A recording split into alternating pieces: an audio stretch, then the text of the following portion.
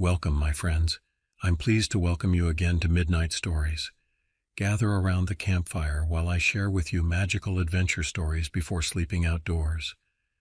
Let's embark on a peaceful journey through the serene wilderness and drift off to sleep under the stars. But before that, please consider giving us a like. This happened the summer of 2016 when my friend Beverly and I were 13. The two of us had one of our worst experiences at a summer camp next to a lake that our parents forced us to go to. It didn't help that both our moms are counselors there. The camp was in the middle of a clearing surrounded by forest and adjacent to a big lake. The lake was beautiful during the day, but took on the most ominous vibe after sundown. The bus ride to get there was about 2 hours long, and Beverly was my bus buddy, so it wasn't too bad. I brought my iPod and was listening to music while Beverly dozed off beside me. But when we were only about 5 minutes from camp, it started getting weird. The music on my iPod suddenly started getting all fuzzy and cracking, which I dismissed as my headphones going out. But then Beverly woke with a jump and started looking around. I asked if she was all right, and she replied saying she was, but she had the creepiest dream. She dreamt that she was standing next to her sleeping self and me next to the lake. Then she saw a dark shadow appear out of nowhere. It stood next to me and touched my iPod that I had left in while I slept. She then woke up. I dismissed it as a coincidence and went back to listening to music while Beverly did the same. Once we got to camp, since we were both daughters of counselors and 2 years older than all the other kids, we got our own cabin. It was one big room, a brown circular rug, 4 bunk beds, a mirror on the wall, a small bathroom, and an extremely small closet. It was about the size of a hotel closet. We got settled in and hooked up our phones. The Wi-Fi connection was surprisingly well, so I didn't understand why it glitched out on the bus. After about 10 minutes, we decided to go on a nature walk. We had gone to this camp for years, so we knew we wouldn't get lost. After only 30 seconds of walking, I started to feel like I was being watched. I asked Beverly if she felt the same sensation, and she replied by saying that she did. I looked around to make sure no one was following us from camp, but no one was there. We then decided it would be a good idea to head back. As we were walking back, we heard sticks snapping behind us. We looked at each other and ran to our cabin. Nothing else happened that day, except for occasional feelings of being watched. The next day, once we woke up, it was 10:30, so everyone else had got up and, according to the schedule, went to the lake. Knowing there would be supervising from adults, we decided to go. Beverly and I put on our bathing suits and began our way to the beach, until Beverly grabbed my shoulder and pointed to the woods and asked, "I'm not the only one seeing this, right?" I looked, and I saw a dark figure with piercing red eyes that filled me with fear and dread. I slowly nodded and blinked several times, and it was gone. We wasted no time in getting to the lake. After the lake and lunch, we decided to go investigate the woods where we saw the figure, but we could not shake the feeling of being watched. Once we got there, we decided to go into the forest to investigate farther. Beverly had her phone and was taking a video, and then we heard something like footsteps, but we continued. After a while, the feeling of being watched became too overwhelming, so we decided to head back. Halfway back to the cabin, we heard an ear-piercing shriek echo through the woods. We ran back to our cabin, adrenaline pumping through our veins. I was so scared I nearly threw up. We checked Beverly's cam footage, and 5:21 seconds in, we saw the black figure, its red eyes glowing even brighter than before. The worst part, though, is she was filming me talking about how I felt doing this, and it was directly behind me. I got no sleep that night. The next day was our last day, praise God. We decided to stay in our cabins all day, and nothing happened until nighttime. We got ready for bed and had just got in bed when the bathroom door opens and then slams shut on its own. Me and Beverly grabbed our electronics and got together on the bed farthest from the closet. We could sense we weren't alone in that room. We suddenly saw a dark shadow pass in front of the mirror, but we only saw it in the mirror. By now, Beverly and I were screaming as we heard footsteps, and they were getting closer. We knew our only choices were stay and possibly die, or run and possibly live. We ran. We ran for our life, not daring to look back. We ran to the counselors' cabins. We found our moms, and I was so scared I was sobbing. So was Beverly, but somehow we got the story across, and our moms let us sleep in their cabin. They are passionate believers in the paranormal. They were even nice enough to leave us with another counselor and get our stuff for us. They told us when they got back that our cabin was a wreck. They took pictures for us to see on the bus ride home that next day. Once we woke up and packed, we got breakfast and then left for home on the bus. Beverly's mom gave us her phone to look at the pictures. The mattresses were all knocked off the beds, the blankets were thrown everywhere, and the brown rug was hanging from the mirror. Needless to say, we never went back. I wish this was make-believe, but it is 100% real.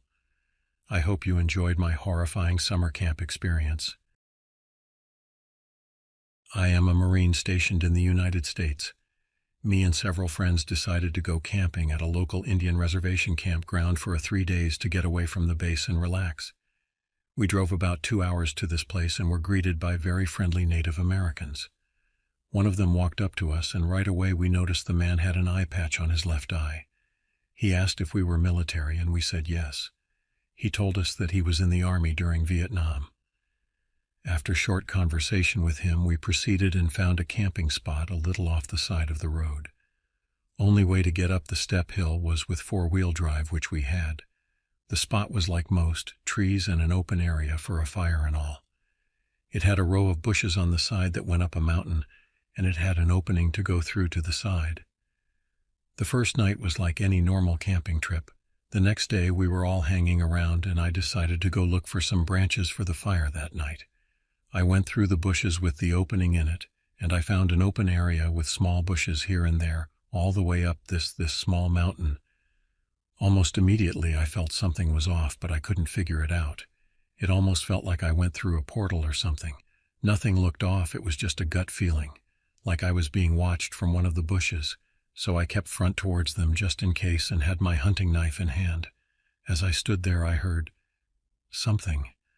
I've been face to face with bears and mountain lions and all, but I've never heard this. It was similar to a mountain lion, but it was much lower tone. My blood ran cold, like I just heard something demonic in nature. I looked around but saw nothing. Then I heard it again louder, and for what seemed like several seconds, when I realized it wasn't coming from in front of me, behind me, to the left or right. It was coming from all directions at one time. I kept looking around, desperate to find what direction it was coming from. As I looked up the mountain, I saw something move. I didn't get a good look, but I remember it was larger than a bear, yet it walked like a human. It was covered in dark fur. I stood there completely confused. And then all of a sudden, I hear one of my friends call for me. I turn around and see him standing near the opening I came through. He asked me where the hell I was, and I told him I've been right here. Then asked why. He said, "Dude, you've been gone for an hour. We tried calling out for you." I looked at him puzzled. It couldn't have been more than 2 minutes. He assured me and showed his watch. Sure enough, a whole hour passed. He then asked me if I was sure I've been over here the whole time. I said, "Yeah, man, I've been standing right here the whole time." He gave me a confused look and said he checked up here 3 times and I was not here. I looked back up the mountain and noticed that the area was darker than I remember from the setting sun. We walked back to the others, and when I told them what happens, they all thought I was joking around. Later that night, the guy with eye patch stopped by with his son and we talked for a bit. One of my friends told me to tell him about what happened as a joke. The man looked at me with curiosity and asked what happened. So I told him. He looked at his son and they both looked back at me, asked me if I saw it. I told him I only saw a glimpse. "Did you see the eyes?" he asked. "No, just the body." He sighed and told me I was lucky. He said he couldn't tell me what it was, but just told me I was lucky I didn't see its eyes. That night I didn't sleep, and I was glad when we left. I plan on going back there again, just on the other side of the camp. Just thinking about this story makes me tear up from fear. I don't know what that was and don't want to know. This happened to me a couple of years back. Now even telling it feels almost absurd. I'm a city guy, always have been. My idea of roughing it involved hotel room service with less than 5 stars. Yet there I was, out in some boondock park with my girlfriend, her stupid idea of a romantic anniversary weekend. Let's call my girlfriend Talia. Talia's the granola and yoga type. Found some backwards RV rental place tucked away online and went on this whole nature detox kick. Turns out this backwards place was somewhere up in the Appalachian Mountains. Beautiful, sure, if you don't mind the mosquitoes. My name is Ryan, by the way. There were 0 other campers the whole weekend, at least none that we saw. It was supposed to be serene, just the two of us reconnecting with the great outdoors, yada yada. First evening wasn't too bad. Had a campfire, the works. But something was off. Not like creepy guy behind the tree feeling. It was the sounds. They were different from what you expect in nature. No frogs or crickets, nothing like that. The forest felt dead quiet at night. Night 2 went downhill fast. Just after sundown, something big crashed through the brush by our RV. We both heard it. Talia swore it was a bear. Me, I thought it was more upright. Sounded too light to be a bear. I poked my head out with a flashlight. Saw nothing. That's when the screaming started.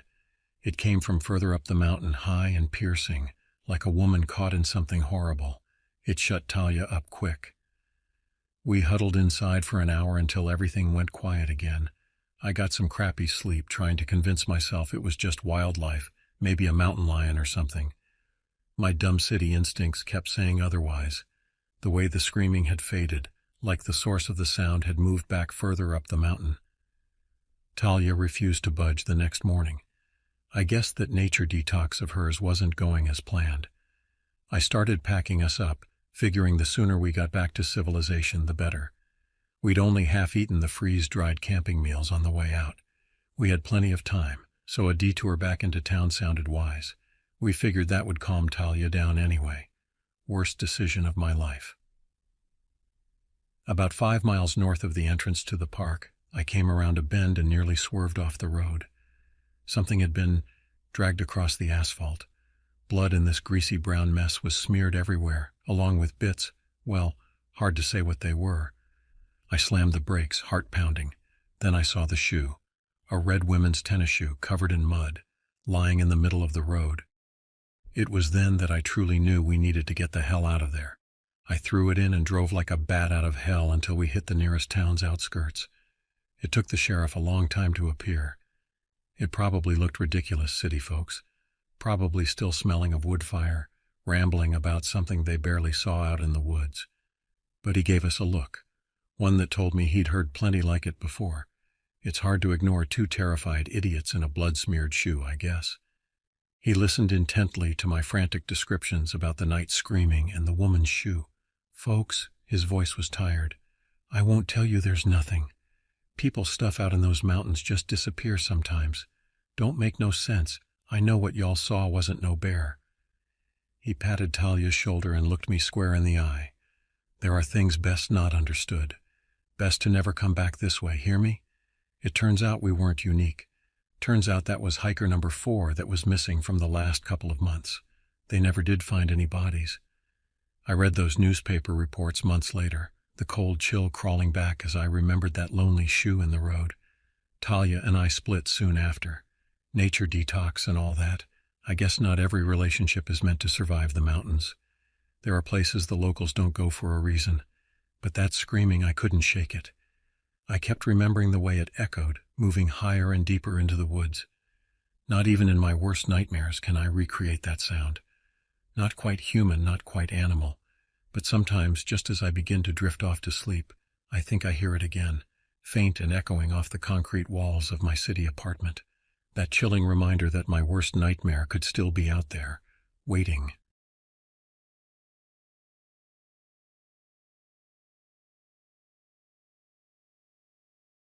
This happened to me a few summers ago when I decided to take a solo hiking trip in the Appalachian Mountains. I took a deep breath, inhaling the crisp, pine-scented air as I embarked on my adventure.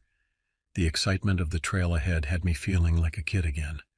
I overheard some fellow hikers whispering about an old folklore that today I still think was utterly ridiculous, although it did plant fear in my heart for a brief moment. My name is Clive Norwood. I'm a college student, working part-time as a waiter at a pizza joint in my hometown. Hiking has always been my escape from everyday life, but this time was different. The trailhead led me deep into the vast serenity of the forest. A few hours into my hike, I came across a peculiar feature, a side trail that appeared to be recently formed, egging me to explore further. After walking for an hour off track, I met an unusual group of forestry workers struggling with their equipment. Philo Mercer, Olivia Caulfield and Hamish Bradbear introduced themselves and asked if I needed any help. They mentioned they were investigating strange happenings in the area, but didn't elaborate on their work.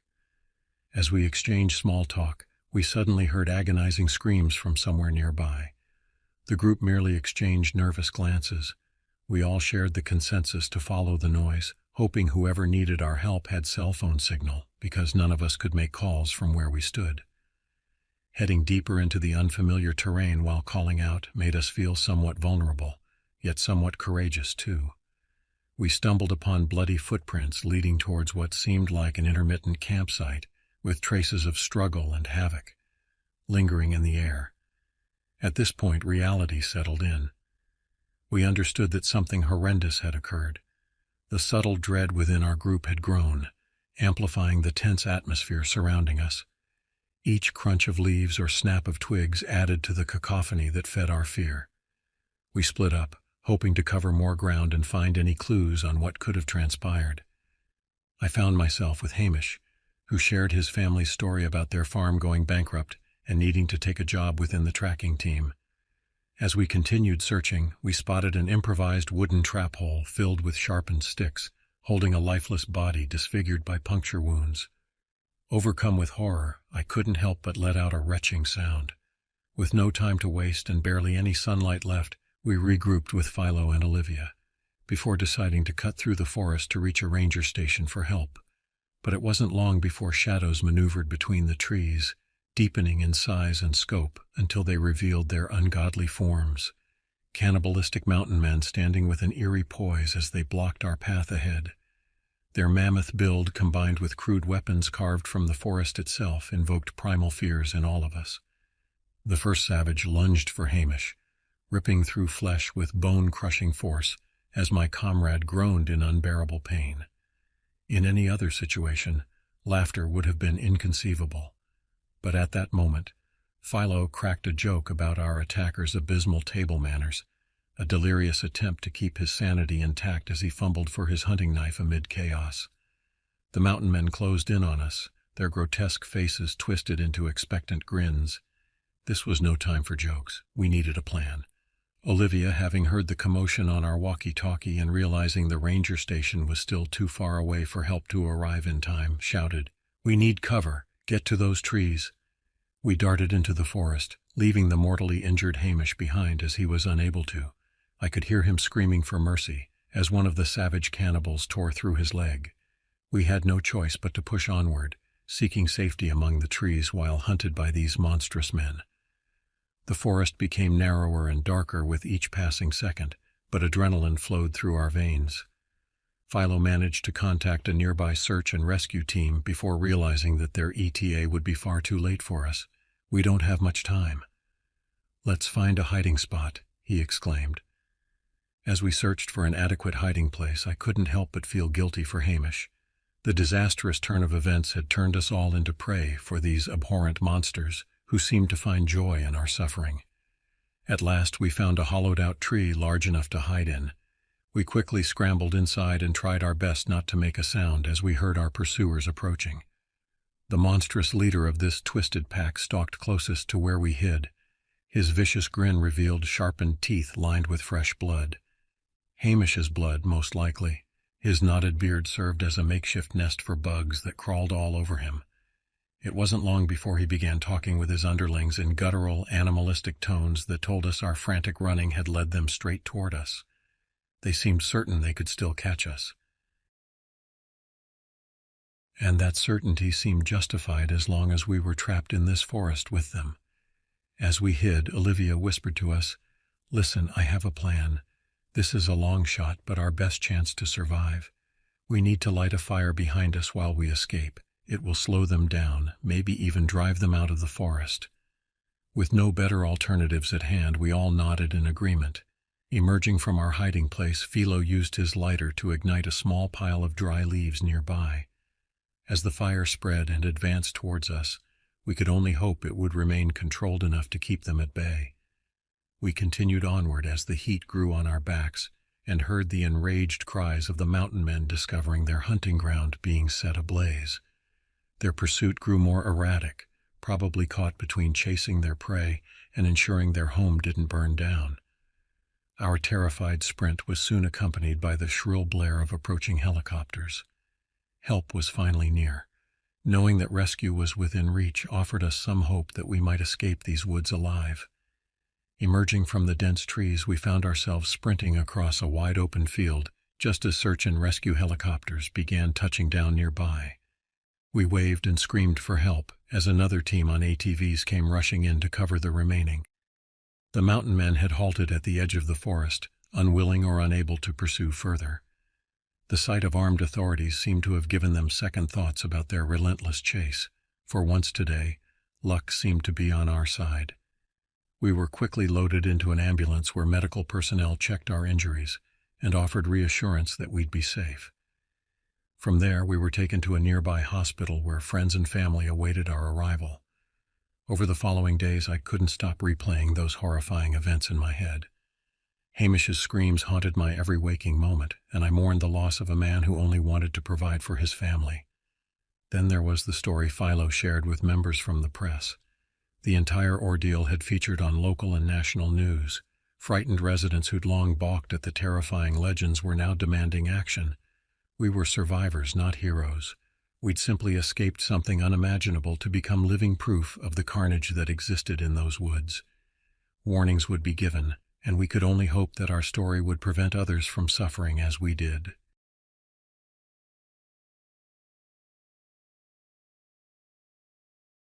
This happened to me 2 weeks ago. I had been visiting my friend Orville McKinstry in Ambler, Alaska, a relatively isolated community. As we stood outside his wood cabin, admiring the natural beauty of the surrounding forest, the crisp air filled my lungs.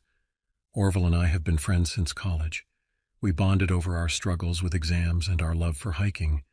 Restless and curious by nature, he'd moved to Ambler to experience life detached from city chaos, a total change of scene that suited his adventurous personality. One day, we decided to try a new hiking trail in the gates of the Arctic National Park. The sun was high above us as we set off into the dense woods, ready for what nature had in store. With every step, leaves crunched beneath our feet and birds sang in the trees. We stumbled upon an old campsite, littered with rusty cans and tattered clothing. We turned to each other, exchanging puzzled looks. Although strange and unexpected, it didn't deter us from pressing on. Our muscles ached, but spirits remained high as we shared old stories to pass the time. The following day started like any other. After coffee and breakfast, we ventured further from our makeshift camp to explore deeper into the woods. As we walked through a clearing, something caught my eye. Reddish-brown stains splattered across aged tree bark. Orville noticed my preoccupation with this discovery and suggested we return to camp when I told him what I'd seen. Subconsciously nodding in agreement, my mind lingered on that gruesome sight. That night, as darkness blanketed the forest and only sounds of crackling firewood filled the air, we discussed our next move. Contacting local authorities seemed appropriate, but getting a signal proved impossible, making that decision had been made for us. The next morning, ominous clouds rolled across the sky. A chillier atmosphere crept over the once pleasant woods. Dread silently enveloped each of us as we went about our usual routines. While hiking, we noticed more signs that something was off. Mangled branches, unusual scratch marks on tree trunks, and unidentifiable animal prints in the mud. With every discovery, our nerves frayed further. Amidst growing unease, a sudden rustling snapped us back to reality. A horrifying creature emerged from behind a nearby tree, a grotesque amalgamation of beasts and man, with an elongated spine, overgrown hair scattered across its body, and vicious claws stretching from powerful limbs. Snarling with malice, its predatory gaze fixed on us. Without thinking twice, Orville and I bolted back toward camp. We raced through the woods, our hearts pounding like drums in sync with each breath we took. Although their purpose for being there unknown, guns were readily accessible, Orville's familiar bolt-action rifle resting near the tent entrance. We frantically began to pack up, shoving belongings haphazardly into our bags. The creature's monstrous form persisted at the edge of our peripheral vision, its sinister presence drawing closer by each passing second, releasing panicked breaths as we hastened to grab what was essential.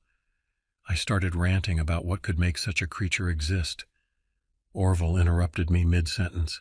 "Now's not the time," he grimly said while clasping my shoulder. I nodded in agreement with Orville and focused on getting out of there. Our priority was to escape, and we didn't have any time to figure out what the creature was or where it came from. Orville grabbed his rifle and handed me a flashlight from his pack. We couldn't afford to waste any time. As we prepared to leave, Orville whispered to me that he would act as a distraction, to draw the creature's attention away from us both. This would buy me some time to run in the opposite direction and call for help from the nearest ranger station. We didn't have any signal in our current location, so calling for help was impossible without reaching higher ground. We quickly agreed on a meeting point near the ranger station several miles away, and without further discussion, Orville took off into the woods, shouting and making as much noise as possible. As I ran in the opposite direction, I could hear the anguished cries of the creature echoing in the distance. Whatever it was, it seemed intelligent enough to know it was being tricked, but still pursued Orville in an attempt to catch him first. My heart raced as I sprinted through the forest, determined not to let my friend face this horror alone for long. Eventually, I reached a hill with just enough self-service for a call. Gasping for breath and my hands shaking, I dialed emergency services and managed to explain our situation before hanging up and hurrying back towards our agreed-upon meeting point. When I reached the location near the ranger station, there were no signs of Orville or the creature. Fearful for my friend's life, I kept hidden among some bushes, but decided not to leave without him. As time passed with no sign of either Orville or our pursuer, my anxiety mounted, but all remained eerily silent. Suddenly, a blood-curdling scream pierced through the stillness, a sound that will haunt me for the rest of my days. It was an agonizing blend of human and animal shrieks, and I knew instinctively that the creature had caught up to Orville. Tears streamed down my face as I realized the sacrifice he had made to buy me time to call for help. I heard the hurried footsteps of rangers approaching our location. Leaping from my hiding spot, I frantically explained what just transpired and led them in the direction of Orville's screams. As we made our way through the forest, gore-covered branches and torn clothing indicated a violent struggle had occurred. Finally, we found the creature standing over Orville's lifeless body, its grotesque form shifting between man and beast as if it was struggling to maintain its current shape. The rangers raised their rifles, firing several shots into the creature. It let out an earth-shattering roar before collapsing to the ground. We grieved over Orville's body before carrying him back to the ranger station along with the dead creature. Our journey was silent, a somber procession for our lost friend. An investigation into the creature revealed it to be something resembling a skinwalk or a shapeshifter from folklore, a being able to take on the appearance of both humans and animals. This knowledge did little to console me, knowing my friend died at its hands. In the days following our harrowing encounter, we laid Orville to rest in his hometown, surrounded by his family and friends. No words could truly express how much we missed him, or how grateful we were for his bravery. As life slowly returned to some semblance of normality, I couldn't shake my constant thoughts about what happened in those woods, not only because we had witnessed something beyond explanation, but because a selfless friend gave his life so that another could live.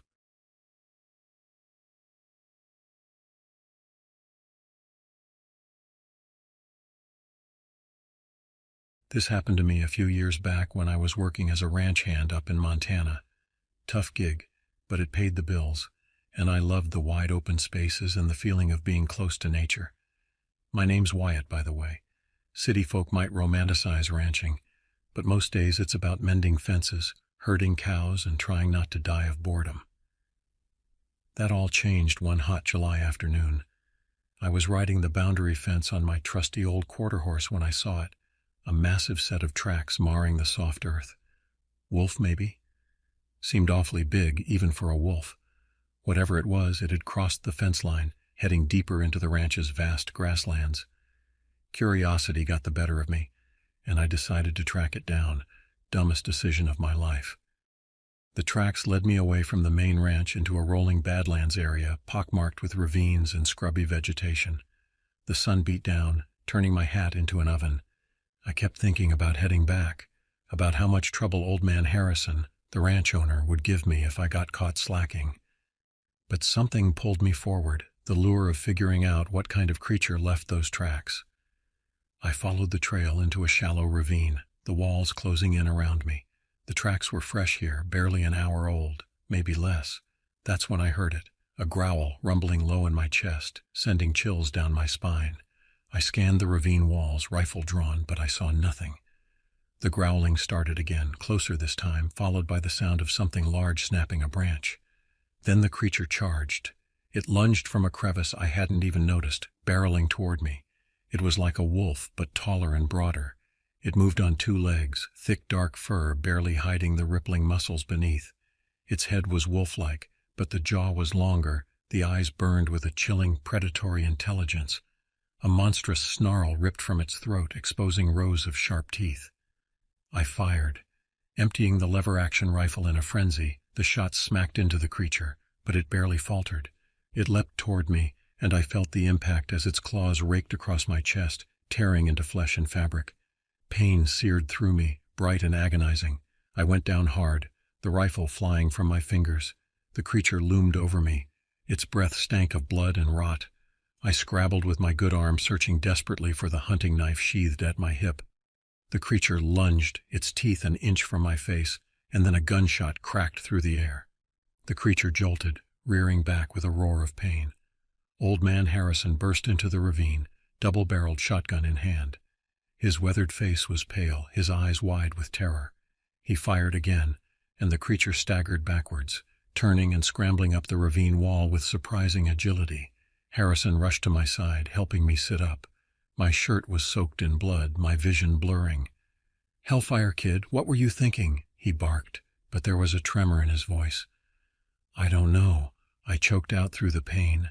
It felt like my insides were on fire. He tore up his own shirt and pressed it to my wounds. His grip on my arm was unsteady. We both knew my injuries were bad, real bad. "It's going to get dark soon," he muttered, more to himself than me. "We gotta get back if we can." I doubted we'd make it back, but there was something else in his weathered eyes, something deeper than fear. We stumbled out of the ravine. The sun dipped below the horizon, casting long, ominous shadows across the Badlands. But the world swam before my eyes, fading into blackness. I remember the rocking motion, the old man's gruff voice urging me to hang on, but by then the pain had me firmly in its grip. I woke up in a hospital bed days later, IVs snaking into my arms and the pungent smell of disinfectant stinging my nostrils. Miraculously, I'd survived. Harrison had gotten me back to the ranch somehow, and gotten me to a doctor in time. I barely remember anything after that ravine. The nurses gave me painkillers and told me to rest, but I couldn't rest. That creature, those eyes, it was burned into my memory. The doctors gave Harrison the credit for saving my life, and sure, they weren't wrong. But they didn't know. They didn't see what I saw. They wouldn't believe it anyway. They called it an animal attack. Mountain lion, maybe. But the ragged claw marks across my body told a different story. Harrison came by my hospital room, bringing news of the ranch and carefully avoiding the subject altogether. His eyes held a grim truth. He knew what lurked in the Badlands. I spent weeks in that hospital, then weeks more healing at home. The pain dulled to a persistent ache, but the scars across my chest throbbed, a constant reminder of my brush with death. I should have been relieved, grateful, but instead a hollow fear gnawed at my insides. I hadn't seen the creature since that day in the ravine, but I knew it was still out there. Nightmares stole my sleep. In fevered dreams I was hunted through the Badlands, the creature's eyes burning in the darkness. I'd wake in a cold sweat, my heart hammering like a trapped bird against my ribs. The doctors gave me some pills, said it was anxiety, but medication couldn't silence the knowledge that something monstrous lurked just beyond the ranch's borders. Once I was healed enough to get around, Harrison hired me back on. He looked more weathered, older than when I had left. Over evening meals in the ranch cookhouse, he'd tell me about the day's work as if nothing had happened. But every once in a while his gaze would drift to the window, to the darkness beyond. Fear flickered in those eyes. One crisp autumn morning, a month or so after my return, I was mending a fence near the Badlands when I heard it, the same terrifying growl, I froze, the hammer falling from my numb fingers. The creature had found me. It stepped from the scrub, its hulking form dwarfing the surrounding vegetation. In the stark sunlight I saw it with horrifying clarity. Its fur was matted and coarse, the color of dried blood and shadows. Its teeth gleamed, each one a wicked knife. And those eyes, they held the same terrifying intelligence, the same cold malice. My survival instincts kicked in. I dropped my tools and ran. There's no point in romanticism. I knew I was dead. Nothing outruns a predator on its own turf. But some blind, primal part of me hoped for a miracle. I ran until my lungs threatened to burst, until my scars pulsed in white-hot agony. And the whole time, the snarls and crashing footsteps of the creature pursued me, echoing my terror. I stumbled, tripping over a hidden rock and slamming into the hard earth. Pain flared from my ankle. I tried to scramble back up, but it was useless. I lay there, my breath heaving in ragged gasps, waiting for death. And then a different sound cut through the air. Gunshots. A familiar staccato rhythm. Harrison once again charging to my rescue. He erupted from a cluster of rocks, shotgun blazing. The creature hesitated, not in fear but in cold calculation. Then with a final snarl that echoed in my bones, it turned and disappeared. Back into the unforgiving landscape. Harrison reached me, his face a mask of strained relief. He helped me to my feet, supporting me as we limped back to the ranch. Neither of us spoke, the silence heavy with the unspoken knowledge of what roamed the wilds. "Can't stay here no more, Wyatt," Harrison said later that evening. His weather-beaten face was creased in a mix of worry and defeat. I nodded, not trusting my voice. He was right. We couldn't fight this thing. We couldn't live with the constant dread of when it might attack again. The ranch sold a few weeks later. It went to some big oil company that wanted the drilling rights. Harrison packed his bags and headed south, muttering something about retiring to Arizona. I loaded my meager belongings into a beat-up old truck and drove west. I didn't stop until I reached the Pacific Ocean. Life went on, kind of. I found odd jobs, lived a transient life, never staying in one place for too long. The nightmares faded, dulled by the passage of time, but the weight of what I'd seen never truly left me. I avoided forests and mountains, stuck to crowded city streets where you could convince yourself maybe that the only monsters were the humankind. Standing on a bustling sidewalk or riding a crowded subway car, I imagine I catch a flash of yellow eyes in the crowd or see a hulking shape move in the shadows at the edge of my vision. Panic surges through me, and I have to push down the urge to scream, to run, to escape a threat that may no longer exist. People say the dog man is a myth, a campfire story. Old man Harrison is likely gone now, his grim secret taken to the grave. And someday I will be too. But I often wonder if someone else will wander into those badlands, someone who sees the same set of giant tracks and makes the same foolish mistake I did, following them deeper into the territory of a creature that should not exist.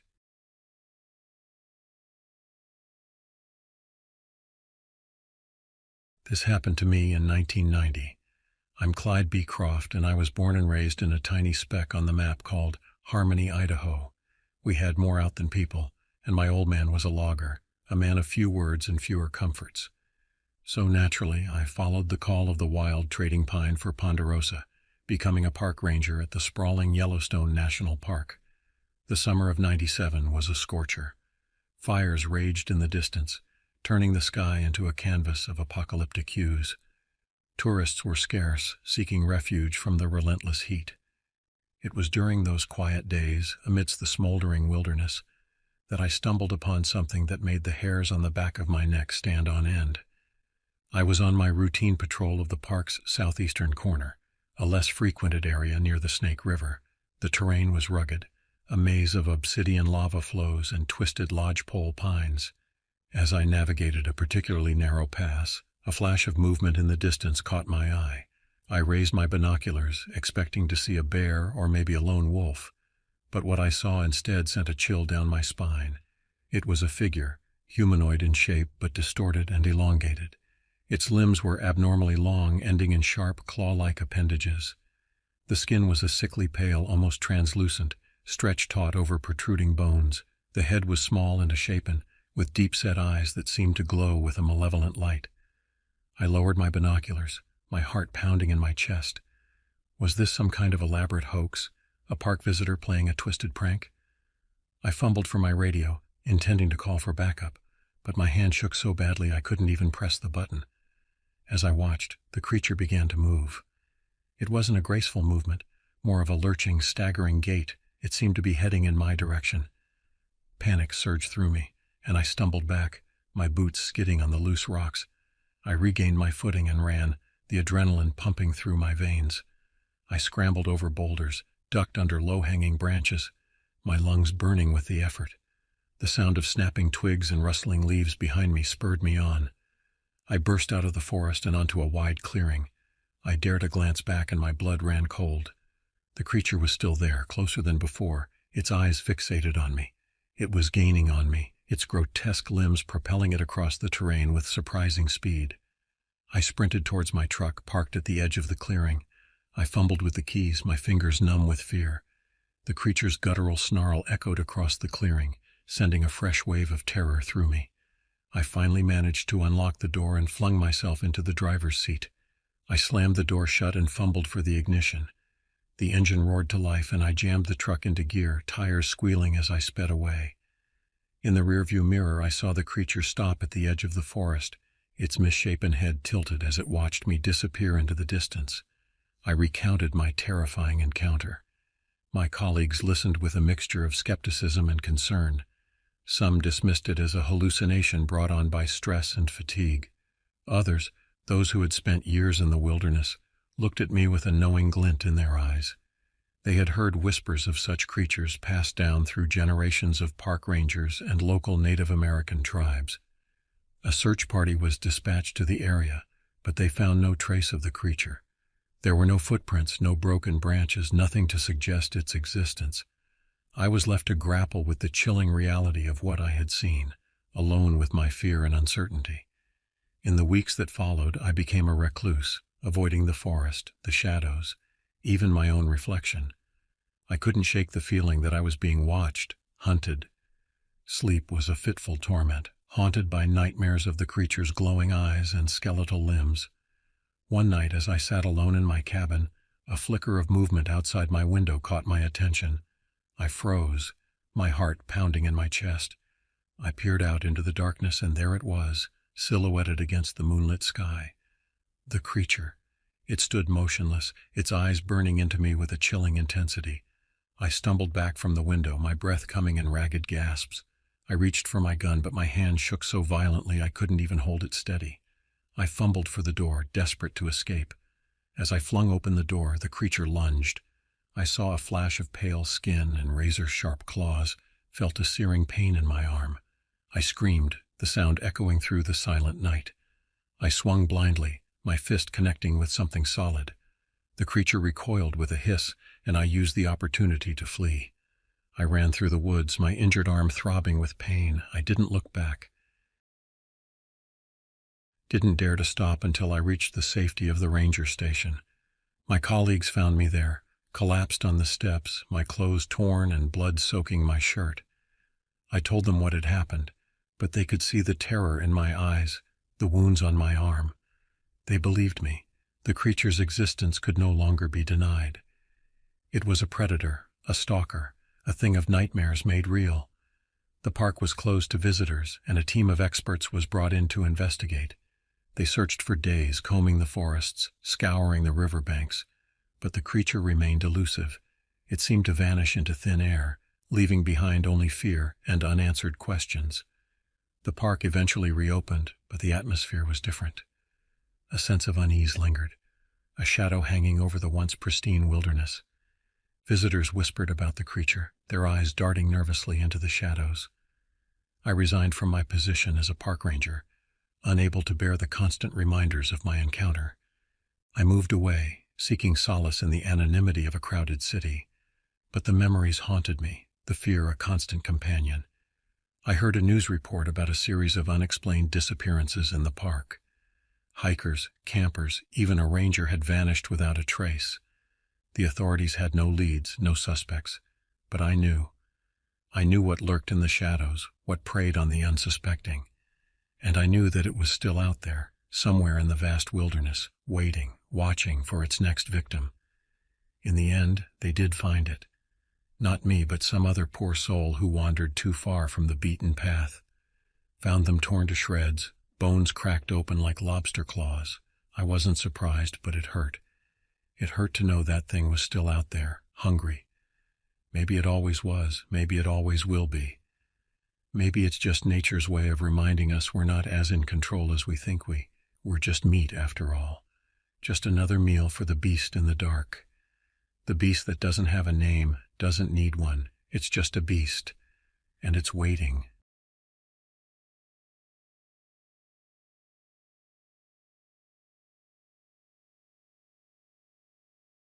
I figured I'd kick back and watch the hockey game before hitting the sack. Just another night in the trailer park. I used to feel a bit ashamed about living here, but it's got everything I need. Cheap rent, no nosy neighbors, and it's got a roof over my head. Besides, my time here is limited. Got a sweet promotion at work and I'm saving up for a down payment on a house. Then I heard it, a kind of thumping outside, not the sound of an animal. This was bigger, heavier. I grabbed my beer and glanced out the window. At first I saw nothing. Then a figure lumbered out of the darkness under the street lamp. Jesus Christ, my blood ran cold. It was huge, a solid 8 feet tall, shoulders wider than any fridge I've ever seen. It turned and looked at my trailer. That's when I saw it was covered in a thick, matted fur, like a filthy brown rug someone had tossed over a linebacker. The moon glinted off its massive claws. It took a few steps closer, and I got a whiff of the thing. Smelled like a dead bear left out in the hot July sun. My stomach almost turned itself inside out. I grabbed the hunting rifle from the closet and slipped a few shells into it. Never liked guns much, but it was either this or becoming whatever this thing was feasting on. I peeked outside. It was gone. My heart pounded in my chest. I knew this wasn't over. But where the hell did it go? Another thump made me jump and almost drop my rifle.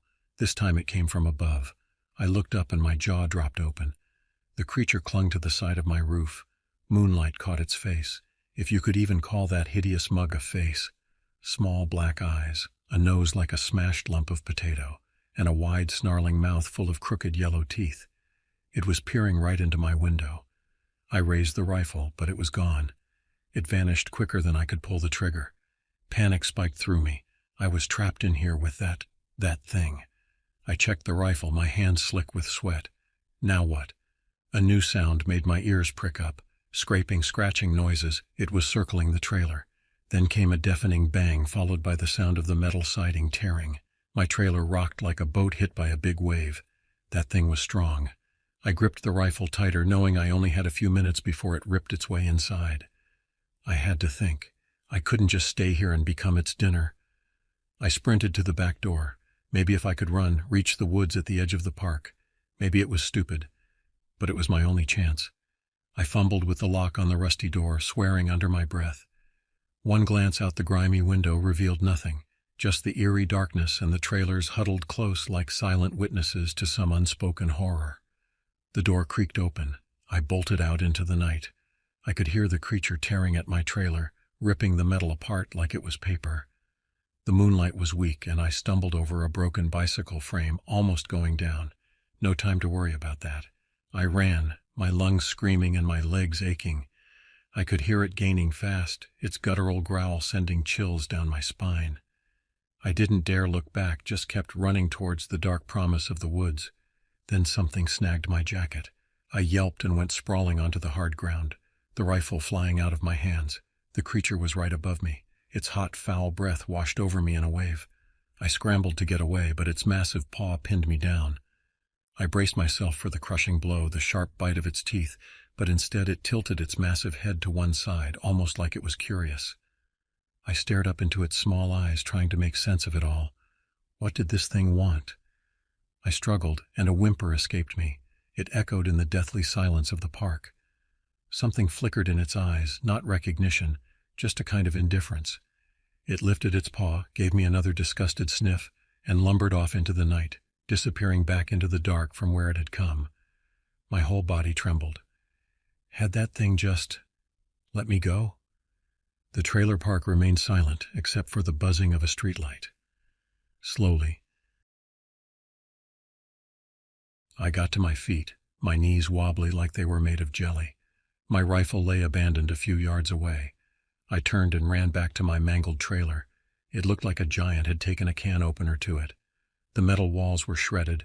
The contents of my tiny home were strewn all over the ground. Tears pricked my eyes. It wasn't much, but it was everything I had. It wasn't just stuff. These were my things. They represented years of hard work, of saving, scrimping, and now it was all just trash. I didn't bother trying to salvage anything. The creature might be back. My mind was numb with shock, but one question burned in my brain.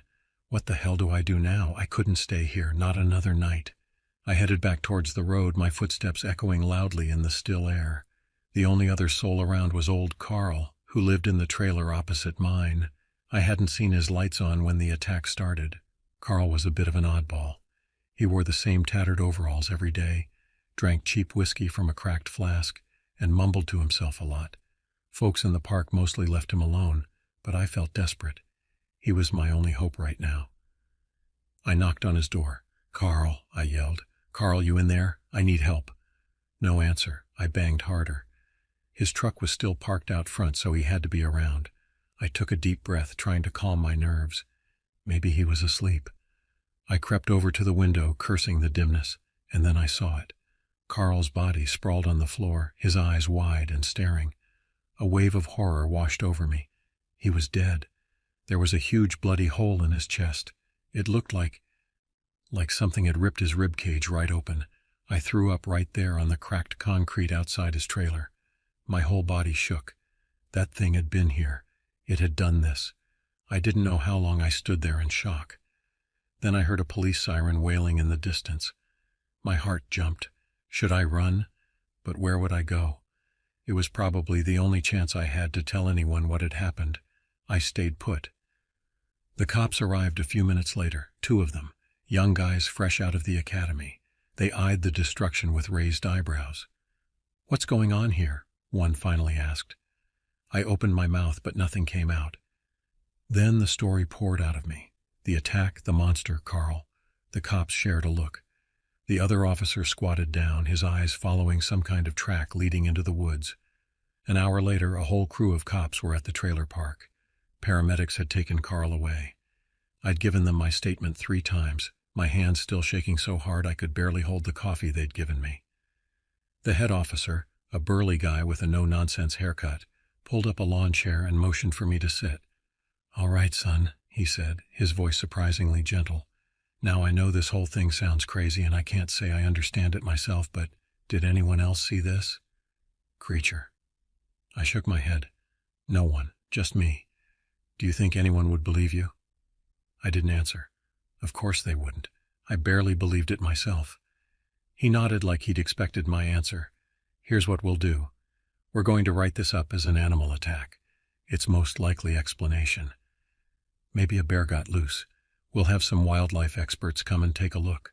I'll warn the folks around here to stay alert, and we'll send out extra patrols. Does that sound all right?" Relief flooded through me. I nodded, too exhausted to argue. At this point, I didn't even care if the cops believed me. All I wanted was some help, a way to feel safe again. After they left, I spent the night hiding out in a deserted trailer at the far end of the park.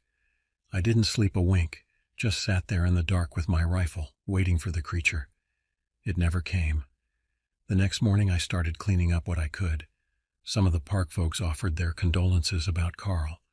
When I tried to hint about the creature, they just patted my shoulder and gave me sympathetic looks like I was nuts. A few days later, the wildlife guys showed up. They found some large tracks in the woods near the park, but couldn't determine what kind of animal had made them. They left looking disappointed. The cops came by once more, asking if I'd seen anything unusual, then stopped patrolling. Word got around about my wild story, and folks in the park started avoiding me.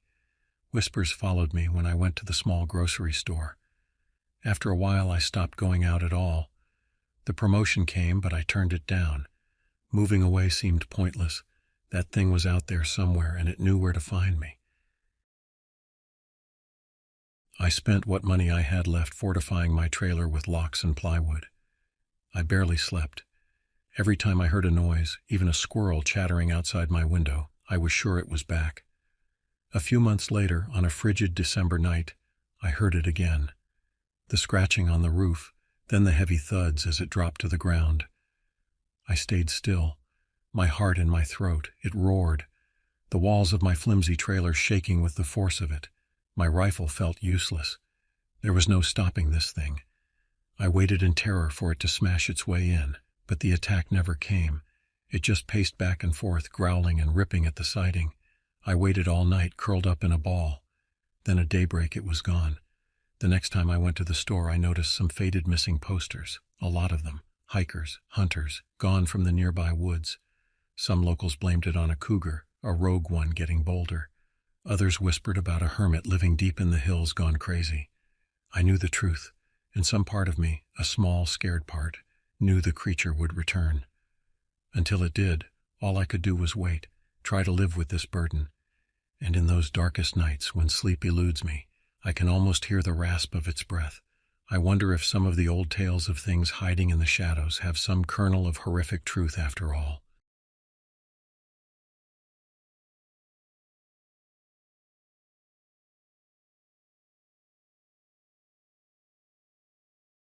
This happened to me 6 months ago when I visited an off-the-grid cabin in the dense woods of Oregon. My name is Cosmo Fairburn, and this is my chilling story. Just getting away from the mundane daily grind and escaping into the wilderness seemed like a good idea at the time. The cabin belonged to a friend, Gideon Branch, who had warned me about occasional wild animal sightings, but nothing too worrisome. Arriving at the cabin, I took in the picturesque surroundings, lush greenery on rolling hills, despite daunting trees casting their long shadows. Everything appeared inviting until that fateful night. Preparing dinner, Gideon and I discussed our respective lives. As a software developer, my days were consumed by lines of code. Gideon worked as a park ranger and shared some fascinating natural occurrences he'd witnessed in his years of service.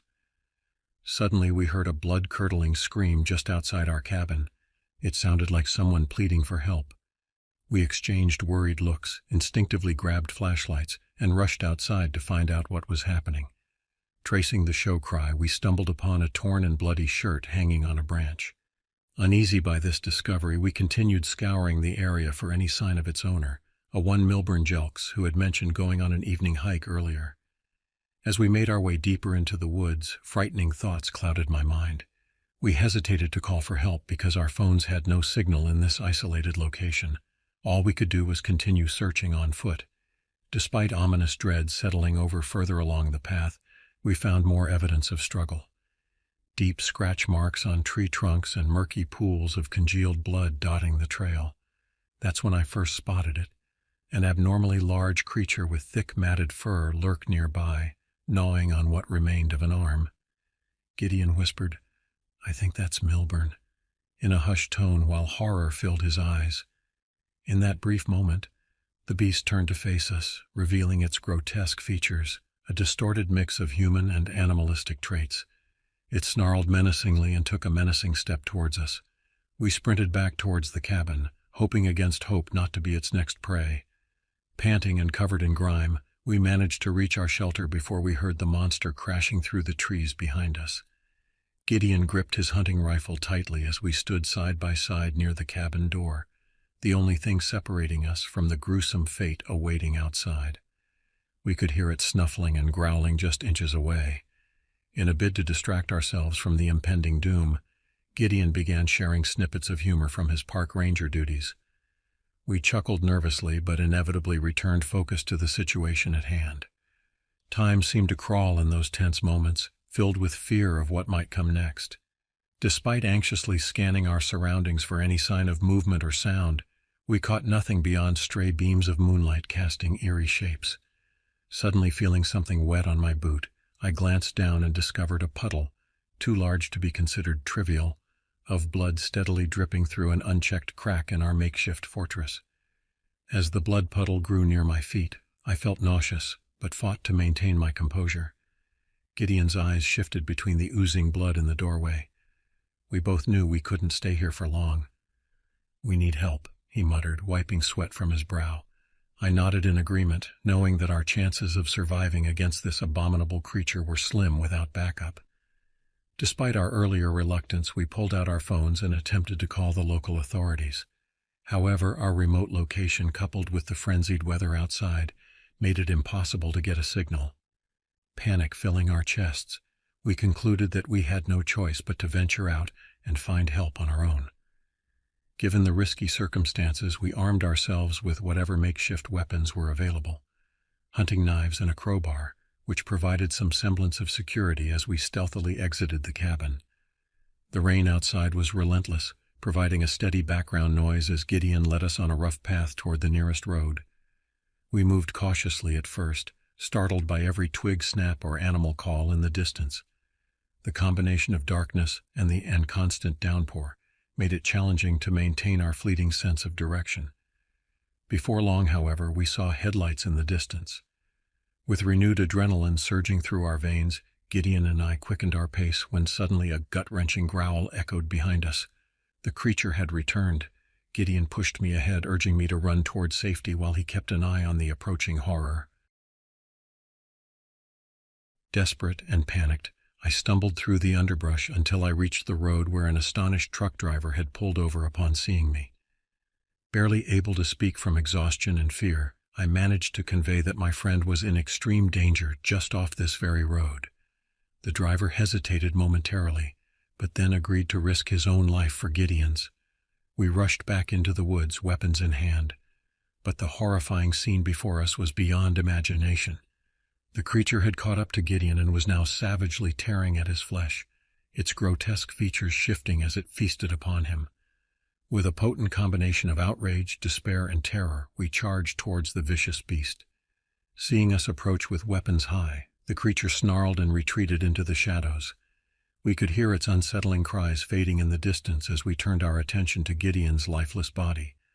As help arrived and paramedics did their best to tend to Gideon's remains, I felt a gloomy cloud hanging heavily above. My friend had been taken from me by this unnatural monster, a creature that defied explanation or reason. Despite their efforts, it soon became clear that Gideon was gone for good. The gruesome ordeal left everyone involved rattled and grappling for answers. Yet, amidst all the chaos and tragedy, I couldn't help but wonder what kind of creature could do something so vicious. What had we encountered that night? I later learned that some locals whispered about an ancient legend, eerie tales of skinwalkers known for their shape-shifting abilities who had haunted these very woods for centuries. While I never fully accepted their explanations as fact, I knew that whatever terrible beast took my friend that stormy night instilled fear in everyone who heard about it. As I stood over Gideon's grave and remembered the loyal friend he had been, I vowed to forever honor his memory and continue my quest for understanding, even if it meant facing unimaginable horrors like what we encountered on that fateful day near our once safe cabin in the woods.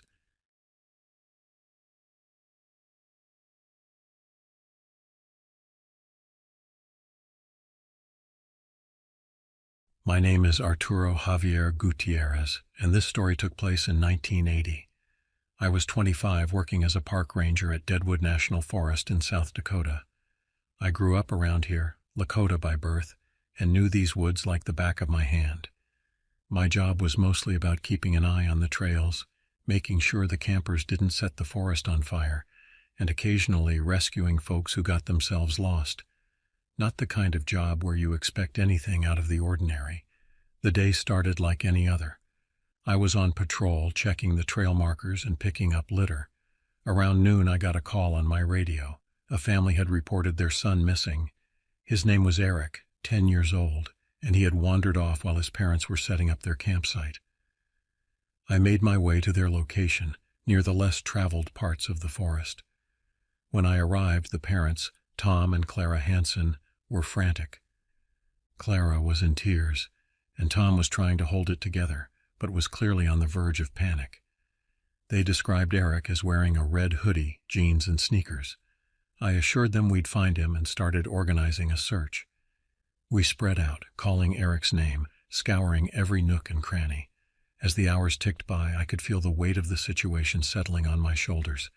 Just before dusk, one of the volunteers found Eric's red hoodie snagged on a branch, but no sign of the boy. The search continued into the night. I couldn't shake the feeling that something was off. I've seen kids wander off before, but they usually didn't stray too far. By morning, we still hadn't found him. The forest seemed eerily quiet, like it was holding its breath. Tom and Clara were exhausted but refused to leave. They camped out at the ranger station hoping for any news. Meanwhile, more volunteers arrived and we expanded the search area. We had dogs, thermal imaging, the whole 9 yards, but Eric was nowhere to be found. 3 days passed. We covered miles of the forest, every possible hiding spot a 10-year-old could find. On the 4th day, I was on a ridge overlooking a dense part of the forest. That's when I saw it. A figure, moving quickly, darting between the trees. It didn't look like a kid, too tall, too fast. I radioed in my location and headed towards it. As I got closer, I could make out more details. It was humanoid, but wrong. Its limbs were too long, its movements too jerky. I tried to follow, but it vanished into the underbrush. My heart was pounding. I wasn't sure what I had just seen, but it wasn't any animal I recognized. That night, I couldn't sleep. I kept replaying what I'd seen in my head. The next day, I spoke to my colleague, Jenny. She'd been a ranger for over a decade and knew every bit of local lore. When I described the creature, her face went pale. She pulled me aside and told me about an old legend, something the locals called the Hatu tree, a creature that lured children into the woods and took them away. I didn't want to believe it. I'm a rational guy, not prone to superstition, but there was something about the way Jenny spoke that chilled me. The Hatu tree was said to be a forest spirit, ancient and malevolent, taking on different forms to deceive its prey. Jenny's voice shook as she told me stories of other disappearances, some going back decades. We didn't tell the Hansons about the legend. They were already devastated, and the last thing they needed was some folklore to haunt them. But I couldn't shake the feeling that we were missing something. I decided to search the area where I saw the figure again, this time alone. The deeper I went, the darker and denser the forest became. It felt like I was walking into another world. The air was thick and every sound seemed amplified. I found a clearing with strange markings on the trees, almost like carvings. They were old, covered in moss and lichen, but definitely not natural.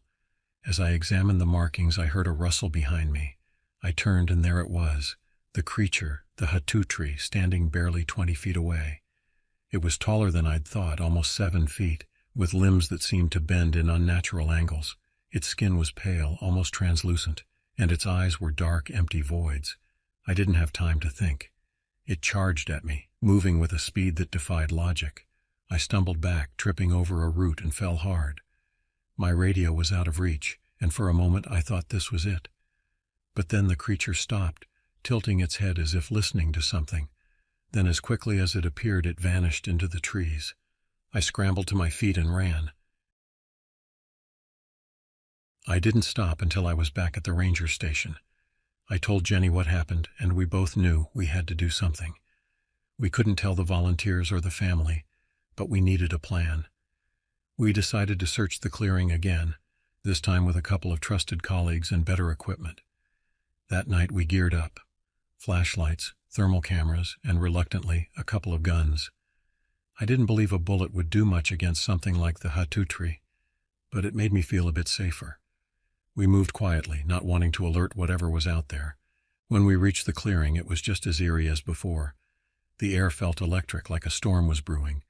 We split up, searching for any clues, any sign of Eric. I was examining one of the carvings when I heard a scream. It was Jenny. I ran towards her, my flashlight cutting through the darkness. I found her on the ground, bleeding from a deep gash on her leg. She was pale, shaking, but alive. She said she saw it, the Hatu tree, and it attacked her. She managed to fend it off with her knife, but it disappeared again.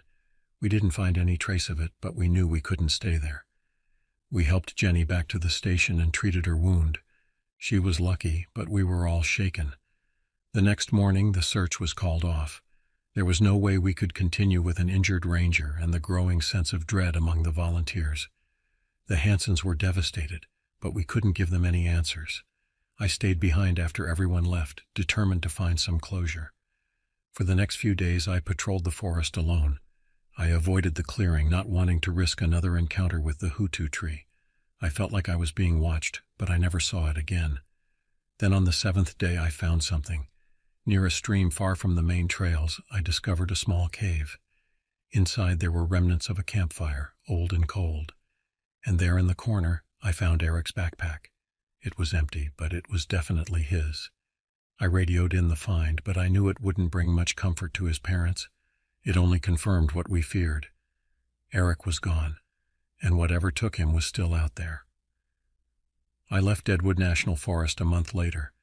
I couldn't stay after what happened. The forest, once a place of peace and solace, had become a place of nightmares. I moved to a small town in Montana, took a job as a mechanic, and tried to forget. But some nights I still hear the rustle of leaves, the distant call of a child lost in the woods, and I wonder if the Hatu tree is still out there waiting for its next victim.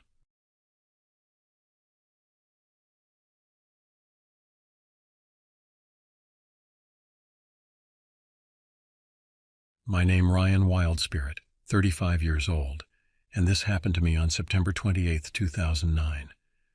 I was in the kitchen frying some eggs for breakfast when my wife Calliope came in. She was still in her pajamas, her hair a mess. I flipped the eggs over, the yolk still runny. "You know," she said, yawning, "I had the strangest dream last night." "Oh yeah?" I asked, not really paying attention. I was focused on the eggs. I liked them just right. "Yeah," she continued. "I dreamt that I was a chicken and you were a fox and you were chasing me around the yard." I chuckled. "That's a new one. Did I catch you?" She gave me a playful sweat on the arm. "You wish." The phone rang, cutting our conversation short. It was the station. There was a situation. It was still dark out when I arrived at the scene. The street was cordoned off, patrol cars flashing their lights. Sheriff Donovan, a burly man with a bushy mustache, stood by the yellow tape, looking grim. "Got a dead one laxed in," he said, his voice gruff. I found him in the alley behind the bakery. I followed him into the alley, the smell of stale bread mixing with the metallic tang of blood. The victim was a young man, maybe in his early 20s, lying face down in a pool of blood. His clothes were torn, his body mangled. It looked like he'd been mauled by an animal. "Any witnesses?" I asked, crouching down to examine the body. "None so far," the sheriff replied. "But this ain't no ordinary animal attack. This is something different." I spent the next few days interviewing locals, searching for any leads. The victim was identified as Alton Danziger, a college student who had just moved to town. He didn't have any enemies that anyone knew of. The case was a puzzle, and the pieces didn't seem to fit. A few days later, another body turned up. This time, it was a woman, found in the woods on the outskirts of town.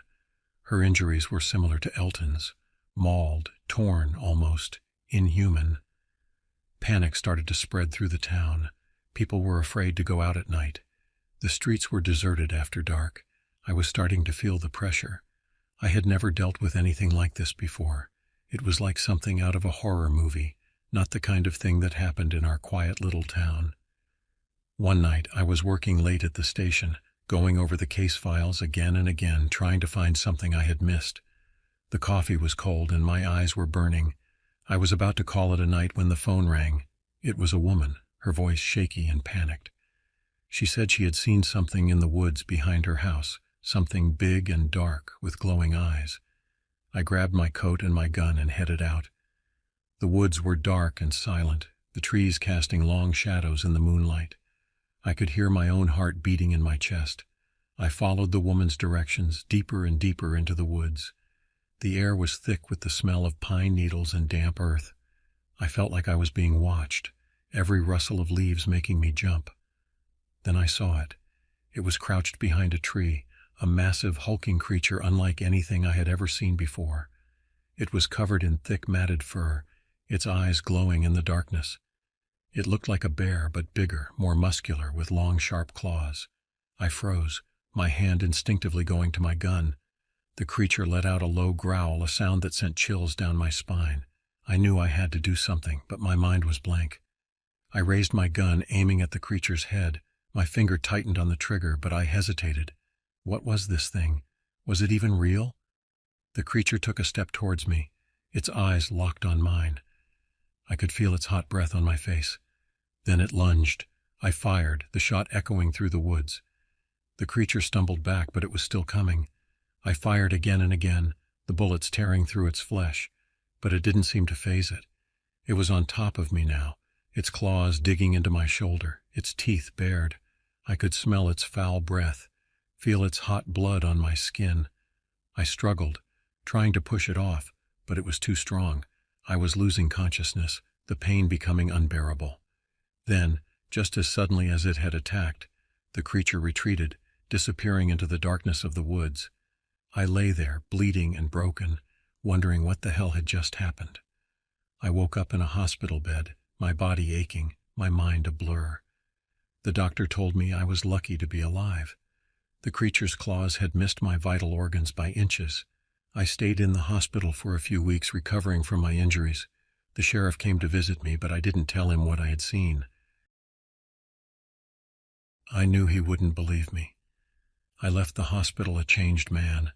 I was no longer the same carefree cop I had been before. I was haunted by the memory of the creature, by the feeling of its claws tearing into my flesh.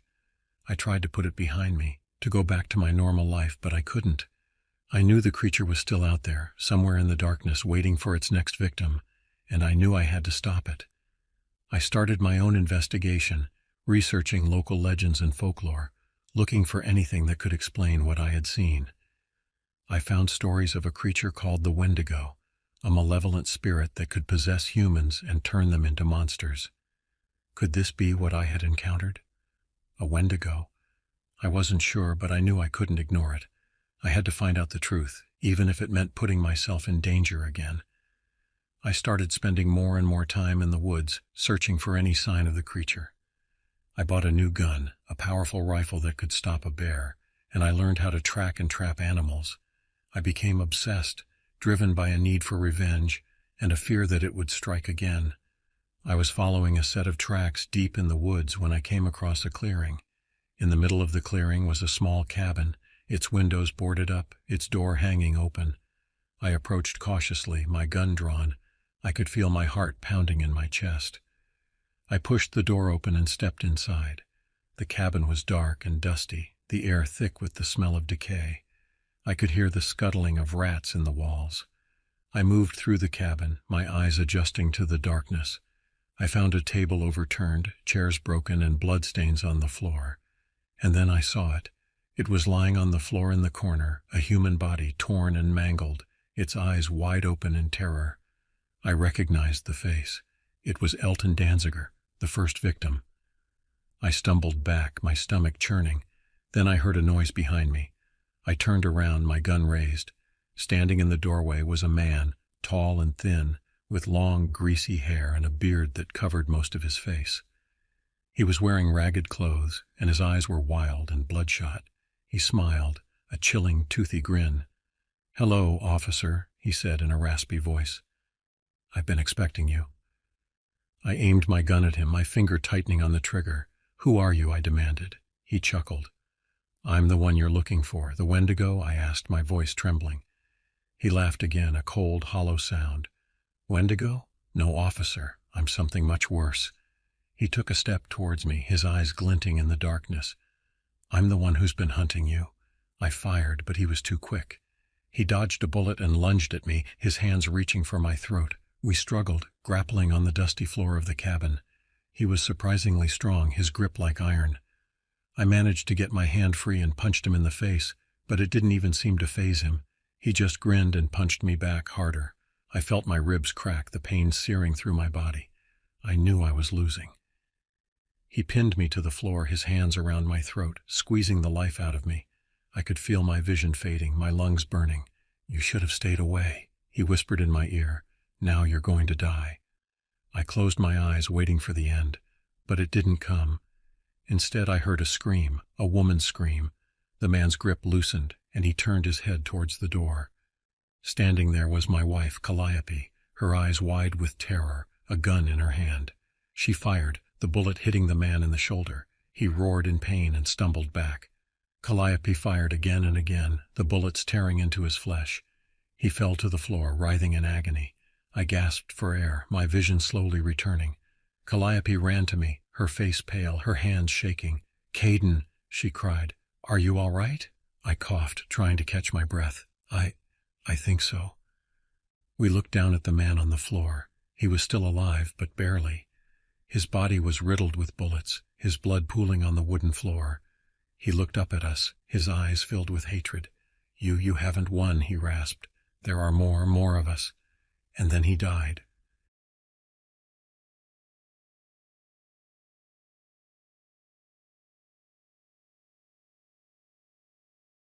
My name's Lawson Wilcox, and I'm not the type to believe in ghost stories or urban legends. I'm just a regular guy who enjoys a quiet weekend out in nature.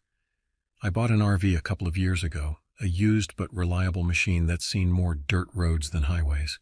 It's my getaway from the hustle and bustle of everyday life. So last month I decided to take a trip to the Great Smoky Mountains. It's a beautiful spot, full of trails, rivers, and endless trees. A perfect place to clear your head.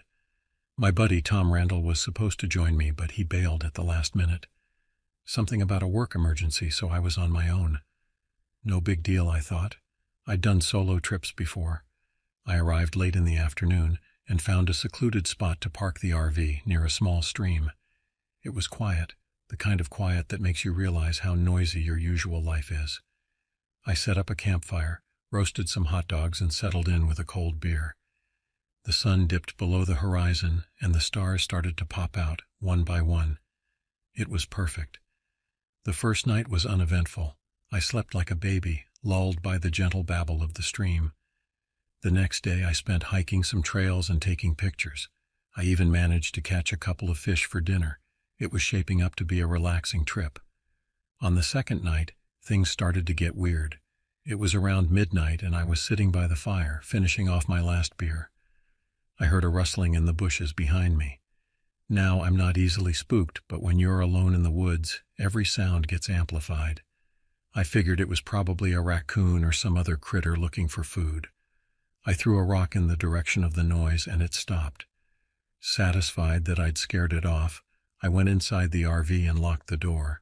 It was getting cold, so I turned on the heater and crawled into bed. I heard it again, a rustling, but closer this time. I sat up, listening intently. There it was again, like something was circling the RV. I grabbed my flashlight and peered out the window. The beam of light cut through the darkness, revealing nothing but trees and shadows. I shook my head, telling myself I was being paranoid. Still, I couldn't shake the feeling that something was out there. The next morning, I found strange footprints around the RV. They were unlike any animal tracks I'd seen before. Too large for a raccoon, too irregular for a bear. They looked almost human, but with an odd, elongated shape. I took a picture with my phone, intending to look it up later.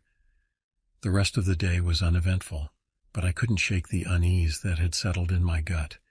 I decided to cut my trip short and head back the next day. That night, I locked all the doors and windows and kept my hunting knife within arm's reach.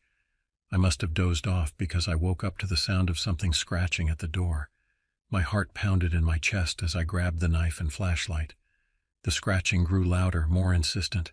I shouted, hoping to scare off whatever it was, but the noise only stopped for a moment before resuming with more intensity. Slowly I crept towards the door, knife in one hand, flashlight in the other. I flicked on the light and pointed it towards the door, my breath coming in short, sharp bursts. Then suddenly the scratching stopped. Everything went silent. I stood there frozen, waiting for something to happen. A few minutes passed, and I finally dared to open the door. I stepped outside, the flashlight beam sweeping across the clearing. Nothing, no tracks, no movement, just the whisper of the wind through the trees. I stood there for a while, knife at the ready, but nothing happened. Eventually I went back inside and locked the door, my nerves on edge. I didn't sleep much that night. Every little sound made me jump. By dawn I was exhausted but determined to get the hell out of there. I packed up quickly and started the RV, eager to leave the strange happenings behind. As I drove down the winding mountain road, I couldn't shake the feeling that I was being watched. I glanced in and saw something that made my blood run cold. A figure, tall and gaunt, standing at the edge of the trees, watching me. I floored the gas pedal, not daring to look back again. When I finally reached a small town, I pulled into a diner to collect myself. I sat at the counter sipping coffee and trying to make sense of what had happened. The waitress, a friendly woman in her 50s, noticed my shaken state and asked if I was okay. I told her about the strange footprints and the scratching at the door, expecting her to laugh or dismiss it as my imagination. Instead, her face grew serious. "You're not the first to see something like that around these parts," she said, lowering her voice. "Something that's been here long before us." I pressed her for more details, but she just shook her head. "Best to leave it be," she said. "Some things are better left alone." I didn't argue. I finished my coffee, thanked her, and headed back to the RV. I drove straight home, not stopping for anything. When I finally pulled into my driveway, I felt a wave of relief wash over me. A few days later, I decided to look up those footprints. I posted the picture online, in a forum for cryptid enthusiasts. The responses ranged from curious to downright terrified. Some claimed it was the work of a creature known as the Wendigo, while others suggested a less supernatural explanation. I didn't know what to believe. All I knew was that I wasn't going back to those woods anytime soon. About a week after I returned, I got a call from Tom. He sounded shaken. He'd gone camping in the same area, hoping to find some peace and quiet. Instead, he found himself face to face with whatever had been stalking me. Only he wasn't as lucky as I was. Tom's voice trembled as he recounted his experience. He'd woken up in the middle of the night to the sound of something clawing at his tent. When he unzipped it, he saw the same gaunt figure, its eyes glowing in the darkness. He didn't stick around to find out what it wanted. He grabbed his keys and ran to his truck, barely escaping with his life. A few days later, Tom went missing. The authorities searched the woods but found no trace of him. His truck was still parked at the campsite, keys in the ignition. The only thing they found were those same strange footprints, leading deeper into the forest. I don't know what's out there in the Great Smoky Mountains. Maybe it's just a wild animal, or maybe it's something more. All I know is that I'll never forget those nights in the woods, and I'll always wonder what happened to Tom. Life's back to normal now, more or less. I still go camping, but never alone, and never in the Smokies. Some nights, when I'm lying in bed, I can still hear the sound of scratching at the door, and I wonder if it's coming for me next. I suppose we'll never really know what's out there. But if you ever find yourself in those woods, keep your eyes open and your door is locked. And if you hear something scratching at the door, don't go outside.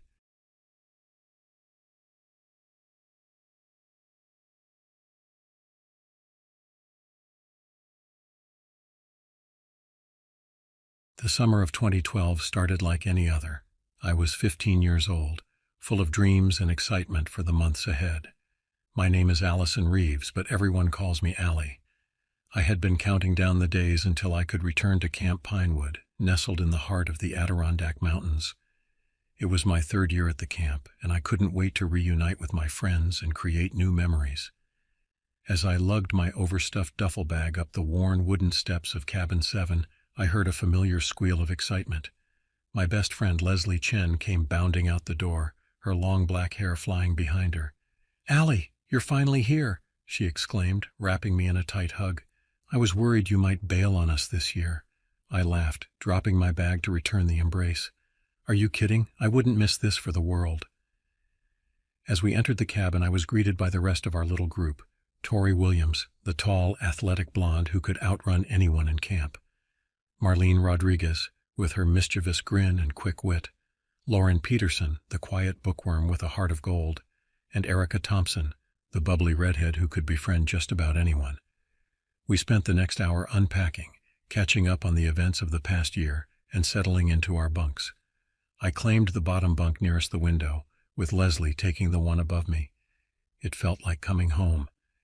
That night, as we all lay in our beds, whispering and giggling despite the counselor's repeated warnings to quiet down, I felt a sense of contentment wash over me. Little did I know that in just a few short weeks, our lives would change forever. Chapter 2. Days of Sun and Laughter. The first few weeks of camp flew by in a blur of activities, inside jokes, and late-night conversations. We spent our days canoeing on the crystal-clear lake, learning archery, which I was surprisingly good at, and competing in ridiculous camp-wide games that left us covered in mud and laughing until our sides hurt. One particularly memorable day, we decided to sneak away from the scheduled activities, and hiked to a secluded waterfall we had discovered the previous summer. It was a risky move. We could have gotten in serious trouble if caught, but the thrill of adventure was too tempting to resist. As we scrambled over rocks and pushed through dense underbrush, I couldn't help but feel grateful for the friends surrounding me. Tori led the way, her long legs easily navigating the rough terrain. Marlene and Erica followed, engaged in an animated discussion about the latest camp gossip. Lauren trailed behind, her nose buried in a well-worn paperback despite the uneven ground. Leslie walked beside me, occasionally bumping my shoulder and grinning. When we finally reached the waterfall, the sight took our breath away. The water cascaded down a series of rocky ledges, creating a misty veil that shimmered in the dappled sunlight. Without hesitation, we stripped down to our swimsuits and plunged into the crystal-clear pool at the base of the falls. As we splashed and laughed, I remember thinking that this was what summer was all about: freedom, friendship, and the kind of pure joy that seems to fade as we grow older. If only I had known then how quickly everything would change. Chapter 3. Whispers in the Dark. It was a sweltering night in late July when everything began to unravel. The air in our cabin was thick and oppressive, making it nearly impossible to sleep. I tossed and turned, the thin sheet sticking to my skin as I tried to find a comfortable position. Finally, unable to stand it any longer, I sat up and swung my legs over the side of the bunk. Nature was calling, and I knew I wouldn't be able to fall asleep until I answered. The thought of venturing out into the dark, however, sent a shiver down my spine despite the heat. I glanced up at Leslie's bunk and whispered, "Hey, Les, you awake?" A muffled groan answered me, followed by Leslie's sleepy voice. "I am now. What's up?" "I need to pee," I admitted sheepishly. "Would you come with me?" Leslie sighed but started to climb down from her bunk. "The things I do for you, Allie." Our movement must have disturbed the others because soon all 6 of us were awake and whispering. When they heard our plan, they decided to join us. Safety in numbers, right? We slipped out of the cabin, dressed only in our sleep shorts and bras. The night air was a small relief from the stuffy cabin, but the humidity still clung to our skin. We giggled nervously as we made our way down the path towards the bathroom, our bare feet padding softly on the packed earth. Suddenly, Tori threw out an arm, stopping us in our tracks. "Shh!" she hissed, her body tensing. "Did you hear that?" We all froze, straining our ears in the darkness. For a moment, all I could hear was the pounding of my own heart and the soft chirping of crickets. Then, faintly, I caught the sound of something moving through the underbrush. "Bullshit," Marlene whispered, but her voice lacked its usual confidence. "It's probably just a raccoon or something." We all laughed nervously, but the sound died in our throats as Tori shushed us again. This time I definitely heard something, the unmistakable sound of footsteps crunching through dry leaves. Fear gripped my heart as I peered into the darkness, my eyes straining to make out shapes in the gloom. Beside me, I felt Erica grab my arm, her fingers digging into my skin. "Hey," I called out, my voice shakier than I would have liked.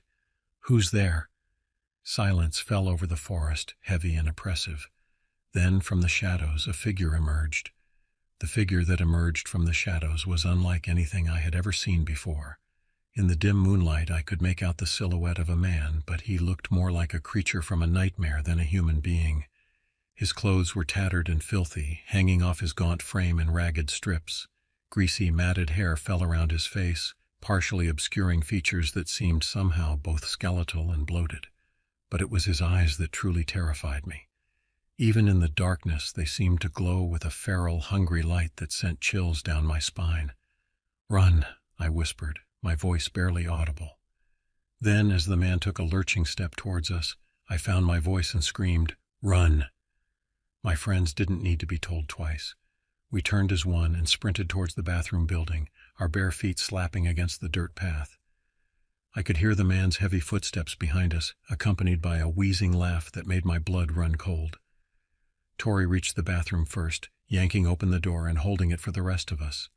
Leslie and Marlene were right behind her, then Lauren and Erica. I brought up the rear, my heart pounding in my chest as I pushed myself to run faster. Just as I neared the door, I heard a whistling sound behind me.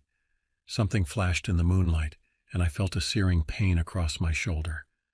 I stumbled, nearly losing my balance, but managed to dive through the open doorway. I hit the tiled floor hard, sliding across it until I slammed into the far wall. Behind me, I heard the door slam shut and the click of the lock engaging. "Allie," Leslie cried, rushing to my side. "Oh my God, you're bleeding." I looked down at my shoulder, wincing at the sight of a long, shallow cut. The man's knife had just grazed me, but it was enough to draw blood. "I'm okay," I gasped, trying to catch my breath. "It's not deep." Marlene tore off a strip of her t-shirt and pressed it against my wound, while Lauren helped me sit up. Erica and Tori stood by the door, their eyes wide with fear as they listened to the man outside. For a moment, all we could hear was our own ragged breathing and the pounding of our hearts. Then a scratching sound came from the door, followed by that terrible wheezing laugh. Come out wherever you are," the man sing-songed, his voice muffled but still terrifyingly close. "Don't you want to play?" We huddled together in the corner furthest from the door, trying to make ourselves as small as possible. Tori, always the bravest of us, spoke up in a trembling voice. "I have a phone," she whispered, pulling an ancient flip phone from her pocket. "My dad insisted I bring it for emergencies." We all stared at the phone like it was our salvation, which I suppose it was. "Call the police," I hissed, keeping my voice low. "Quickly!" As Tori fumbled with the phone, trying to dial with shaking hands, a new sound made us all freeze. The small window above the toilet began to rattle, and then we heard the unmistakable sound of breaking glass. "Look down," I commanded, my survival instincts kicking in. "Don't let him see your faces." My friends obeyed instantly, ducking their heads. I scrambled to my feet, ignoring the pain in my shoulder, and yanked off my shorts. In one fluid motion, I leaped onto the toilet and pressed the fabric against the broken window, blocking the man's view. But I wasn't quite fast enough. For a split second, I locked eyes with our attacker. His face was pressed against the remaining shards of glass, heedless of the cuts it must have been causing. That manic grin split his face, yellow teeth bared in a feral snarl. "I see you," he hissed, his fetid breath washing over me. I recoiled, nearly losing my balance on the toilet seat. The man's arm shot through the window, grasping wildly, the knife in his hand glinting in the fluorescent bathroom light. Tori's scream pierced the air, startling me so badly that I lost my grip on the phone. It clattered to the floor, skidding across the tiles. "No!" I cried, lunging for it. But in my haste I slipped off the toilet seat, crashing to the floor beside my terrified friends. The man's laughter echoed through the small space as he continued to reach through the window, swinging the knife wildly. We pressed ourselves against the far wall, sobbing and clinging to each other. Just when I thought all hope was lost, a new voice cut through the chaos. "Hey you, freeze."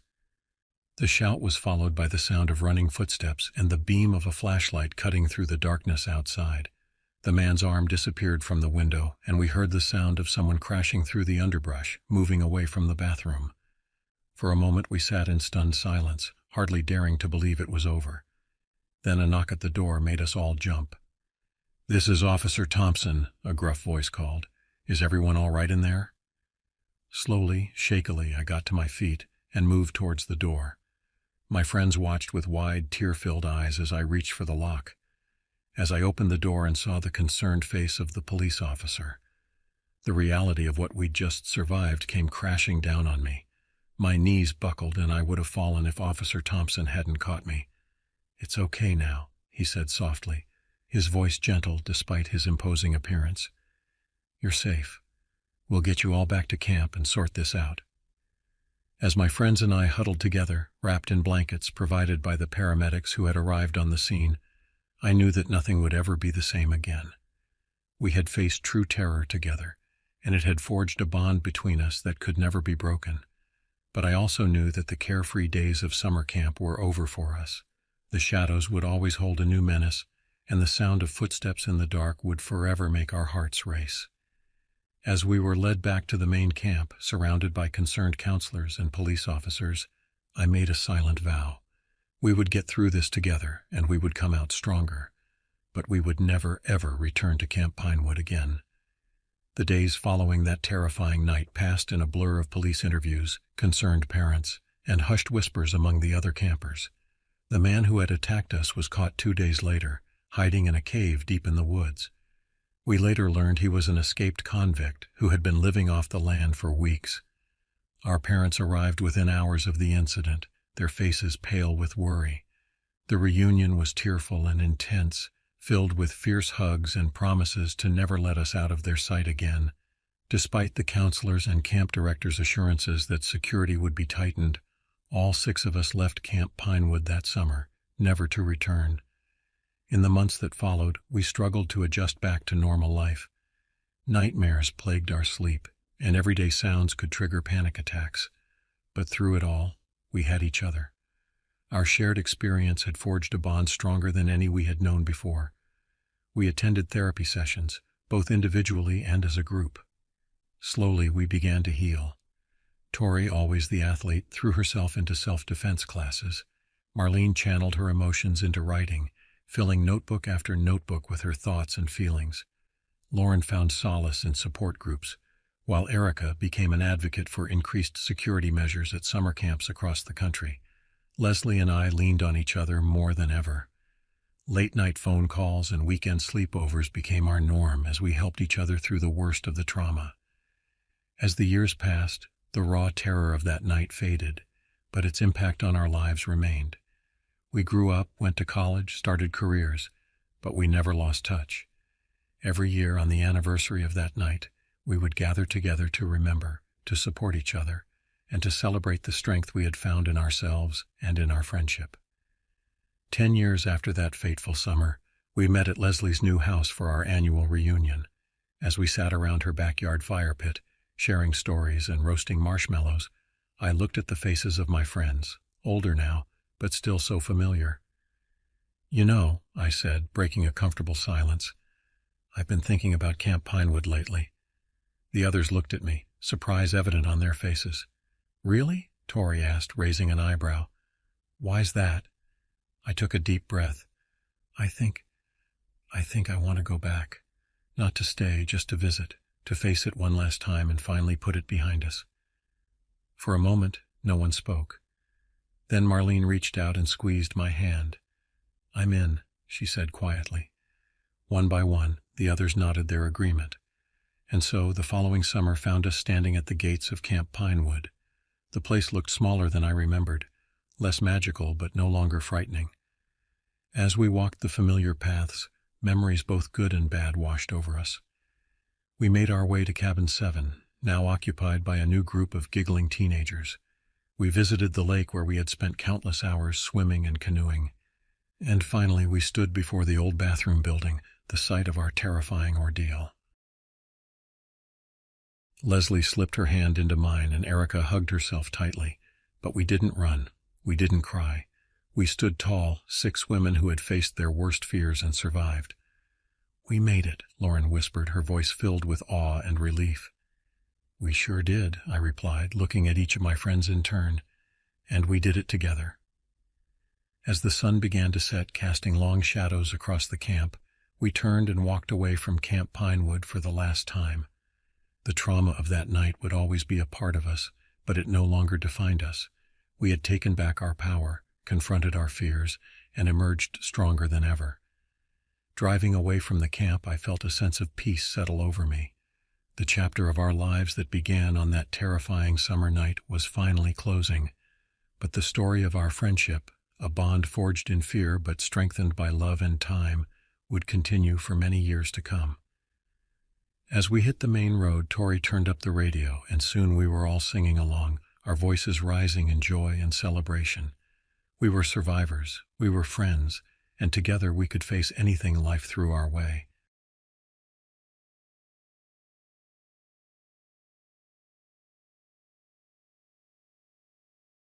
My name is Enrique Javier Ramirez, and I am 36 years old, and this happened to me in October of 2011.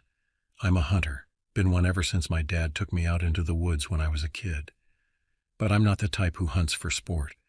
My family, we run a wildlife preserve in the Adirondacks. We do things the hard way: conservation, animal tracking, only taking out a problem predator if there's no other way. It's in my blood. That fall, something was wrong in the woods.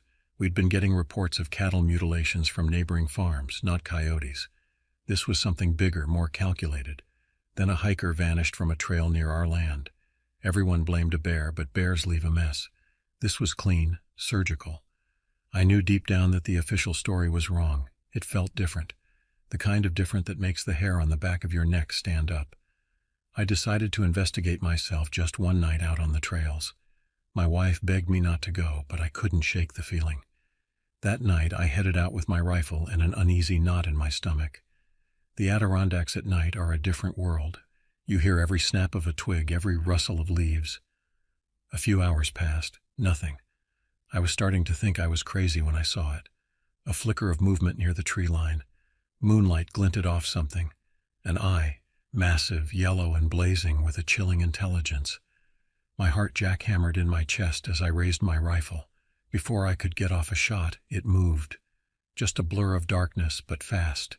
Impossible speed. It circled me, silent as a ghost. I swung my rifle wildly, trying to get a clear shot, but it vanished as quickly as it appeared. My breath came in ragged gasps. Then I heard it. A low, rumbling growl from everywhere and nowhere at once. I was surrounded. I didn't know how many there were, but I knew I was outmatched. Panic edged in. This wasn't a bear, not a wolf. Whatever it was, it had been hunting me. I fired off a warning shot, more to break the terrifying silence than anything else. A chorus of howls erupted all around me. The hair stood up on my arms. I started backing away, scanning the darkness, trying to keep an eye on all directions at once. Then I saw a pair of eyes gleaming in the undergrowth. I fired. It let out a screech, a sound that ripped through the night like a rusty blade. But it didn't go down. It charged, moving on all fours. And in the dim light I finally got a good look at it. It was canine, but warped. Too lanky, joints bending at unnatural angles, skin stretched tight over bone, ribs protruding like something starving, but the eyes. Those eyes were full of a terrible cunning. I fired again. This time I hit it. It stumbled, then turned, limping off into the dense undergrowth. A trail of blood, glowing faintly in the moonlight, marked its path. I knew I should leave it, get back to the safety of home, but something compelled me to follow. I trailed the creature for what felt like hours. The bloodstains led me deeper into the woods, the terrain getting rougher and wilder with each step. My instinct screamed at me to turn back, but there was a determination in me now. I had to see this through. Finally, the blood trail ended at a cave entrance, half hidden by overgrown vines. Darkness seeped out of it like thick smoke. I approached cautiously, rifle raised. My headlamp cut through the gloom, revealing the mangled remains of what must have been the missing hiker. A wave of nausea washed over me. I should have turned back then, but I steeled myself and pushed deeper into the cave. Inside it was cramped, the smell of rotten flesh and damp earth almost overpowering. And then I saw them. The creatures were huddled together in the darkness. There were at least 4 of them, maybe more. Their skin was a mottled gray, and their eyes reflected the dim light with a predatory hunger. One of their number had been injured, the one I had shot. The others snarled softly, the noise reverberating off the cave walls. I froze. There were too many. I had to get out of there. I slowly backed away, trying not to make a sound. I had almost reached the cave entrance when a low growl made me whirl around. The injured creature was blocking my exit. It moved with a deceptive limp, blood still dripping from its side. It stalked closer, teeth bared in a grotesque grin. I raised my rifle. I had 1, maybe 2 shots before the others would be on me. I had to make it count. I took a deep breath, lined up my sights, and squeezed the trigger. The gunshot echoed deafeningly in the confined space. The creature let out a yelp and collapsed, but the rest were roused. They charged. My finger frantically pumped the action, ejecting the spent shell. I aimed at the next closest creature, but it was already leaping through the air towards me. Pain exploded in my shoulder as its claws raked across my flesh. I stumbled backwards, slammed into the cave wall. The rifle slipped from my grasp, clattering against the rocks. The creature lunged again, but this time I was ready. I dodged to the side and it stumbled past me, crashing into the cave wall with a startled hiss. I scrambled for my rifle, my heart pounding a frantic rhythm in my chest. Then another blur of motion. One of the creatures flanked me, slamming me to the ground. The world tilted crazily, stars exploding in my vision. Claws tore at my clothing, my skin searching for a purchase. I roared in defiance, a primal scream of panic and fury. I thrashed, bucking the creature off me with more desperation than strength. It yowled, taken aback for a moment, just enough time. I scrambled for the rifle, the world tilting dizzily. Blind instinct took over as I swung the barrel up, slamming the buttstock into the creature's muzzle. It recoiled with a whimper. There was a blinding flash of light and a deafening roar as I squeezed the trigger. Bone and blood exploded outwards. The other two were circling, wary now. I snatched up the rifle and stumbled to my feet, my vision blurring. Blood streamed down my face, stinging my eyes. Rossi, what the hell is going on? A voice cut through the roaring in my ears. Blinded by blood and the dim headlamp, I couldn't tell where it was coming from. "Who's there?" I shouted, adrenaline masking the tremor in my voice. "Hold your fire, Rossi. This is Special Agent Walker." The voice was cut short by a strangled scream, then more gunshots echoing weirdly against the cave walls. I swung wildly, trying to pinpoint the source of the attack, the flash of a muzzle, and I fired on instinct. A howl ripped through the air, followed by the sound of something retreating into the shadows.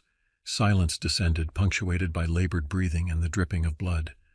I slumped against the cave wall, suddenly drained of strength. Then, searchlights cut through the darkness. Armed men in tactical gear swarmed into the cave. At their center was a tall, imposing figure, a man with hard features and a no-nonsense demeanor. Walker, if my blood-blurred vision could be trusted. "Secure the perimeter," he barked. "Medic, we have an injured civilian." Two medics hurried over to me, hands moving with practiced efficiency. Through the haze of pain and shock, I saw a man with a gun. I registered more men dragging out the bodies of the creatures. The acrid tang of their blood hung heavy in the air. Walker approached me. His eyes were cold and calculating. "What the hell happened here, Rossi?" The words spilled out of me, a jumbled account of the hunt, the creatures, the attack. Walker listened, his expression unchanging, a hard mask of disbelief. When I was done, he took a deep breath. "Welcome to the real world, Mr. Rossi," he said, his voice barely above a whisper. "Embrace yourself, because things are about to get a whole lot stranger." The next few weeks were a blur. The medics patched me up as best they could. I was questioned relentlessly by Walker, by other suited men who never gave their names. The story never changed. They found the rest of the creature's den, more mutilated animal carcasses, and the remains of other victims, hikers who had vanished over the years. My story was never released to the public. Officially, it was ruled a bear attack, a cover-up designed to avoid mass panic. My wife was furious, but Walker's men were persuasive, a mix of veiled threats and promises of compensation. My role in it all was erased, buried. Instead, I was recruited. They weren't FBI or park rangers. They were something else. A group dedicated to hunting the things most people think only exist in nightmares.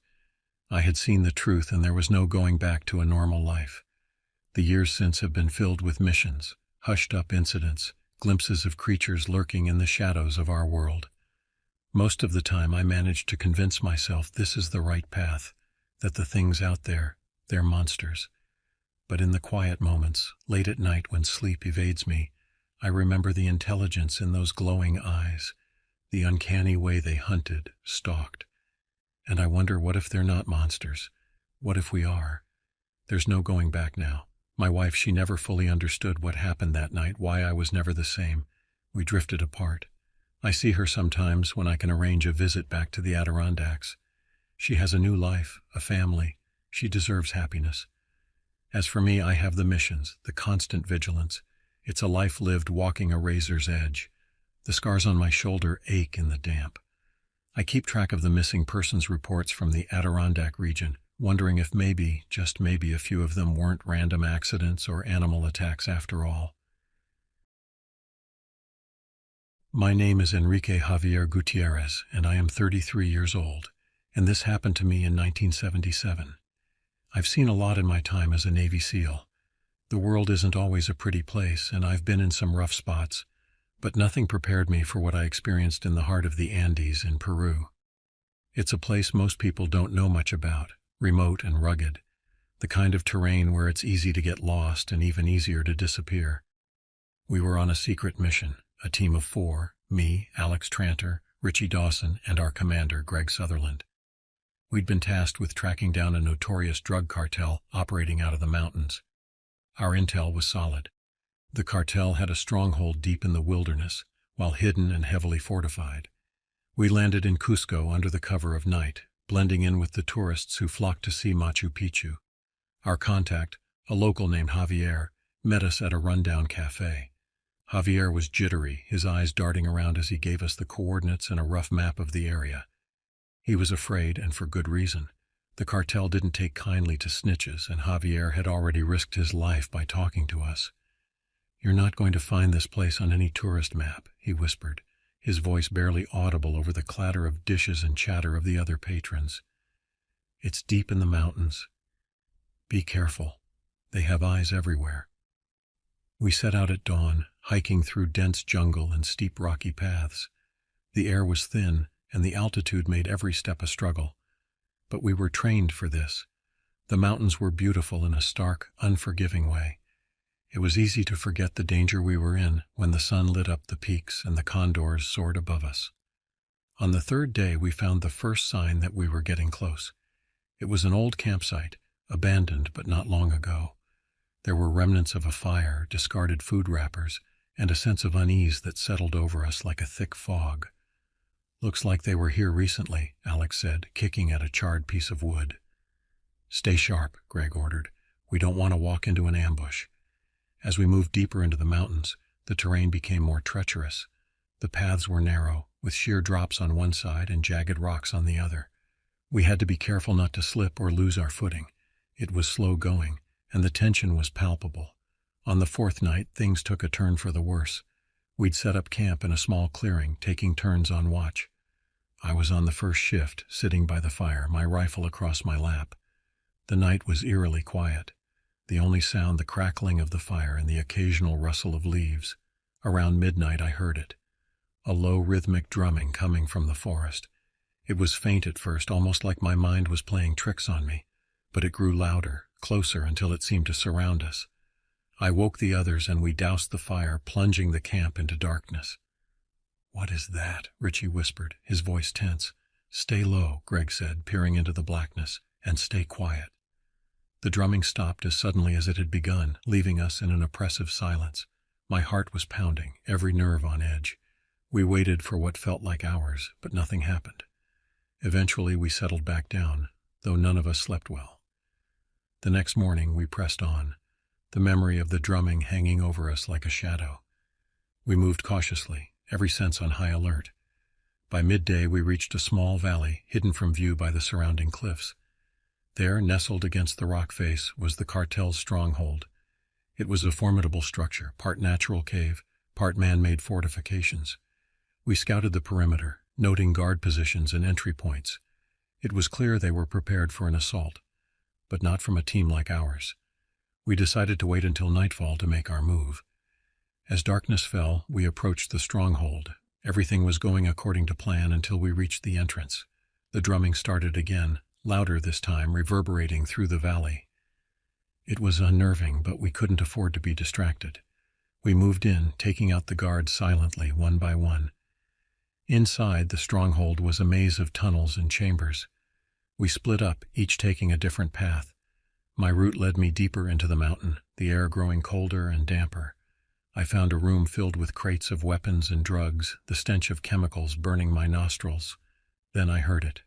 A faint, wet, gurgling sound coming from a tunnel to my left. I moved cautiously. For a moment I was frozen, my mind struggling to comprehend what I was seeing. Then he looked up and our eyes met. I felt a chill run down my spine, but I couldn't afford to hesitate. I raised my rifle and fired. The creature moved with incredible speed, darting out of the way and disappearing into the darkness. I followed, my flashlight barely cutting through the gloom. The tunnels twisted and turned, disorienting me. I could hear the creature ahead, its footsteps echoing off the walls. I came to a large chamber, the ceiling high above me. The creature stood in the center, watching me with those eerie, glowing eyes. I fired again, but it was too fast. It lunged at me, and I felt a sharp pain in my side as its claws raked across my ribs. I fought back, using my training and instincts to stay alive. The creature was strong, but I was determined. We grappled, and I managed to land a solid punch to its head, stunning it for a moment. I seized the opportunity and plunged my knife into its chest. The creature let out a horrible, choking sound, and I could feel its hot blood on my hands. It staggered back, pulling the knife from its chest and staring at me with those unblinking eyes. Then it fell, collapsing in a heap on the ground. I stood there, panting, blood dripping from my wounds. The chamber was silent, the only sound my ragged breathing. I knew I had to find the others, make sure they were okay.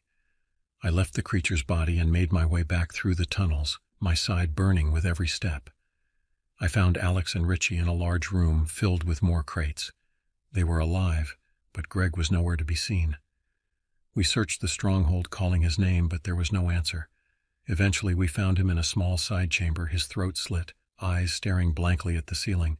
We radioed for extraction, our mission a grim success. We'd taken out the cartel, but at a terrible cost. The creature, whatever it was, had taken our commander, and we were left with more questions than answers. Back in the States, we were debriefed and sworn to secrecy. The official reports said Greg had been killed by the cartel, but we knew the truth. We'd seen something that defied explanation, something that haunted my dreams for years to come. I left the SEALs not long after that mission. I couldn't shake the feeling that there were things in this world we weren't meant to understand, things lurking in the shadows of our understanding. I moved to a small town in Colorado, trying to find some peace. But sometimes, late at night, I hear the drumming. It's faint, almost inaudible, but it's there, a reminder of that night in the Andes. I don't know what the creature was or where it came from, but I know it's not alone. There are things in this world we can't explain, things that will never be found on any map, and I can only hope that whatever it is, it stays far away from here.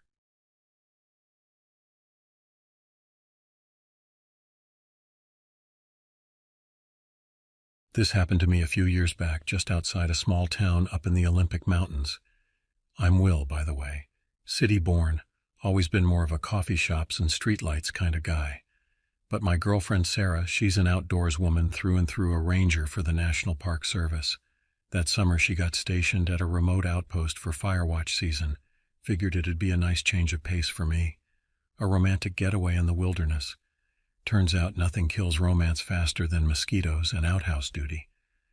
The first few days were uneventful, mostly me just trying not to whine too much while Sarah checked her map grids and radioed in reports.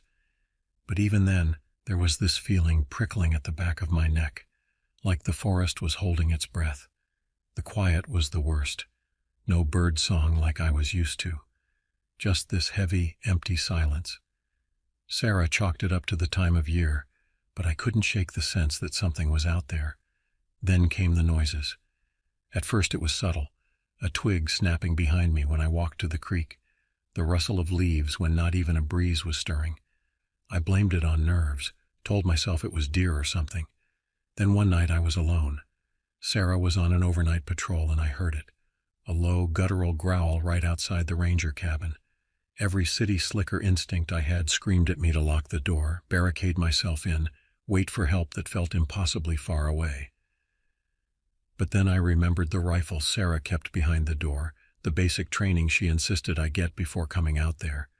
Steeling myself with a kind of dread I didn't know I possessed, I eased the door open and the moon was bright, casting long shadows between the trees. That's when I saw it. Huge, hunched, covered in coarse fur that gleamed silver in the moonlight. At first my panicked brain shouted, "Bear!" But then it stood upright on two legs, its eyes blazed yellow, fixed on me. I froze. It tilted its head, let out another growl that reverberated deep in my chest. Some small, still rational part of me knew I needed to move, raise the rifle, fire a warning shot maybe, something. But my body was locked in terror. We stayed like that for what felt like forever.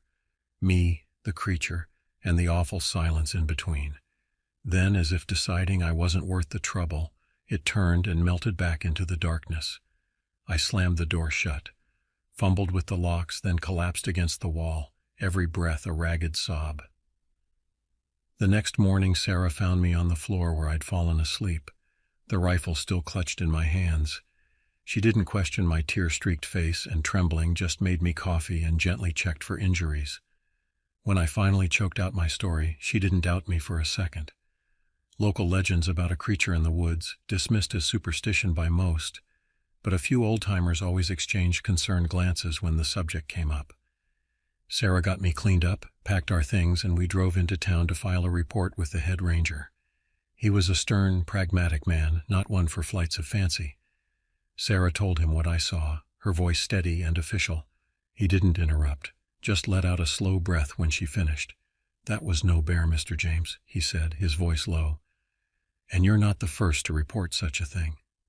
He pulled out a battered filing cabinet, extracted a stack of folders, incident reports, missing persons cases, some stretching back decades. The descriptions were consistent with what I'd seen, all eerily similar. Animal attack, predator unidentified. That was the turning point. Wasn't just my crazy story anymore. There was a pattern here, something monstrous haunting those woods. Sarah and I spent the next few weeks digging deeper. We visited the local tribe seeking out their elders, hoping maybe their history held answers. They listened intently to Sarah's description, a flicker of something like sorrowful recognition in their eyes. One elder spoke, his voice low and weathered. "The stories are old," he said. "Warnings passed down, predator and protector in one, the ones who walk upright but are not men." We left with more questions than answers. Sarah reported everything to her superiors, requested a formal investigation. But the response was frustratingly bureaucratic. The brass wanted hard evidence, a body, something to explain away. They weren't willing to send a team into those woods on the word of rangers and old legends. Sarah and I, we couldn't just walk away, couldn't go back to normal life knowing what we did, knowing others could be in danger. So we started our own investigation. We spent our weekends gearing up, poring over maps, practicing our marksmanship. We were outmatched, we knew it, but the thought of doing nothing of another person vanishing on our watch was unbearable. One crisp fall morning, we headed back into the woods armed with our rifles and a grim determination. Our plan was simple.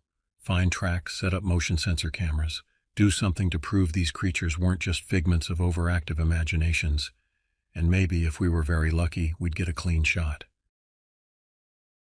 Something that would force the higher-ups to take notice. We followed the old logging trails deeper into the heart of the forest. The silence was back, that same oppressive hush that always sent chills down my spine. We moved slowly, carefully, pausing every few minutes to scan our surroundings. The tension was a living thing between us, thrumming low with each rustle of leaves in the underbrush. A few indistinct tracks in the mud that could have belonged to anything, some scat big but unidentifiable. Discouragement settled in, that familiar worry that we were chasing shadows, that the fear itself was making us see monsters where none existed. Then, just as the sun began to dip below the tree line, we found it. A clearing, not natural, the ground trampled and scarred, and in the center, a carcass deer, or what was left of one, stripped down to the bone and sinew. But the way it was torn apart, it wasn't the clean work of a wolf or a bear. This was brutal primal violence. Sarah knelt beside it, her ranger's instincts kicking in. She took measurements, photos, careful notes. I stood guard, rifle tight in my hands, heart pounding a frantic rhythm against my ribs. As the shadows deepened, that old familiar dread closed in, a suffocating certainty that we were being watched. And I was right. A noise from the tree line, the snap of a branch too loud to be accidental. Sarah and I went back to back, slow pivot to cover all angles. The forest was dim, the shapes of trees blurring together in the fading light. For several tense minutes nothing happened, a movement just at the edge of vision. It emerged from the undergrowth, massive and impossibly fast considering its bulk. Its fur was a patchwork of grays and browns, thick and matted. Yellow eyes blazed with predatory cunning. One of its forelegs was bent at an unnatural angle, an old injury that didn't seem to slow it down at all. There was no mistaking it this time, no room for panicked misidentifications. This was the creature from the ranger station, the subject of whispered legends. Dogman. It let out a low, menacing growl, baring teeth that were far too long. Sarah and I raised our rifles as one, the sound of the safeties clicking off echoing through the clearing. The creature hesitated, a flicker of something like caution replacing the raw hunger, but it wasn't retreating, it was sizing us up. My first shot went wide, hands shaking with a mix of terror and adrenaline. Sarah's struck true. The creature roared, a terrible sound that shook the trees. It stumbled back, a spray of dark blood painting the leaves. But the wound, while serious, wasn't enough to take it down. Enraged, it charged. We fired again and again. The sound was deafening in the enclosed clearing, the recoil jarring my shoulder. It was pure chaos. The muzzle flashes, the smell of gunpowder, the snarls of the wounded beast. A bullet creased my arm, sending a jolt of hot pain through me. I lost track of Sarah in the melee, saw only the hulking form of the monster in my sights. Then, through the haze, I heard Sarah cry out. Not a shout of warning, but a scream that cut off abruptly. The creature whipped around, my wounded arm forgotten in the new surge of panic. I ran, stumbled towards the sound, the rifle abandoned on the churned-up clearing ground. I found her half hidden behind a massive old oak, the creature looming over her. Her rifle lay just out of reach. She was gripping her side, blood soaking through her fingers. The creature crouched low, preparing for the final blow, and there wasn't a damn thing I could do to stop it. A flicker of movement in the underbrush, and a second creature burst into the clearing. Smaller, leaner than the first, but every bit as feral. It locked onto the injured dogman with a snarl, launching itself in a blur of fur and teeth. The two creatures became a whirlwind of claws, fangs, and ragged breaths. Sarah and I were forgotten for the moment, collateral damage in a far older battle. I scrambled back for my rifle. But my fingers fumbled with the action, fear making me clumsy. Sarah, bless her, she was always the clear-headed one. She grabbed her fallen rifle, worked the bolt one-handed despite the pain. She took aim, not at the attacking creature, but at the injured one, the immediate threat. Her shot rang out, and the wounded dogman went down with a final gargling cry. The second creature, its focus broken, whirled to face us. My finger tightened around the trigger, waiting for its charge, but the charge never came. It stood tense, sizing us up for a few heart-stopping moments. Then slowly it backed away, dragging the carcass of its kin deeper into the undergrowth. I collapsed beside Sarah, breath ragged and tears streaming down my dust-streaked face. She was pale, losing blood, but alive. Turns out she'd taken a glancing blow, but the wound was manageable with a field dressing and a whole lot of luck. The rest of that night is a blur of adrenaline and exhaustion, bandaging Sarah up, stumbling back to our Jeep parked miles away, reporting the incident over a crackling radio. The response was better this time. No more shrugs and dismissals. A body was proof. It was still quietly classified as an unexplained animal attack, but there was a new undercurrent in the official response. A flicker of wary acknowledgement. A team of specialists was brought in, more to appease Sarah's superiors than out of any real hope of finding more of the creatures. The aftermath is a mix of relief and a quiet, gnawing unease. Sarah made a full recovery, but we both quit our jobs. City life feels suffocating now, crowded, but it's a safer kind of suffocating. We bought a little cabin in the foothills, close enough to civilization for comfort, but close enough to the trees to sometimes hear the echo of howls on moonless nights. The specialists didn't find anything out there, of course. Whatever else the dogmen are, they're careful, leaving scant evidence of their passing. Sarah and we track the reports online now, the same ones I found after my first encounter. The sightings keep happening, stretching across the country. And on the nights when the wind carries the distant sound of those howls, I can't help but wonder how many more people's lives, like mine, will be forever changed by the shadows in the woods.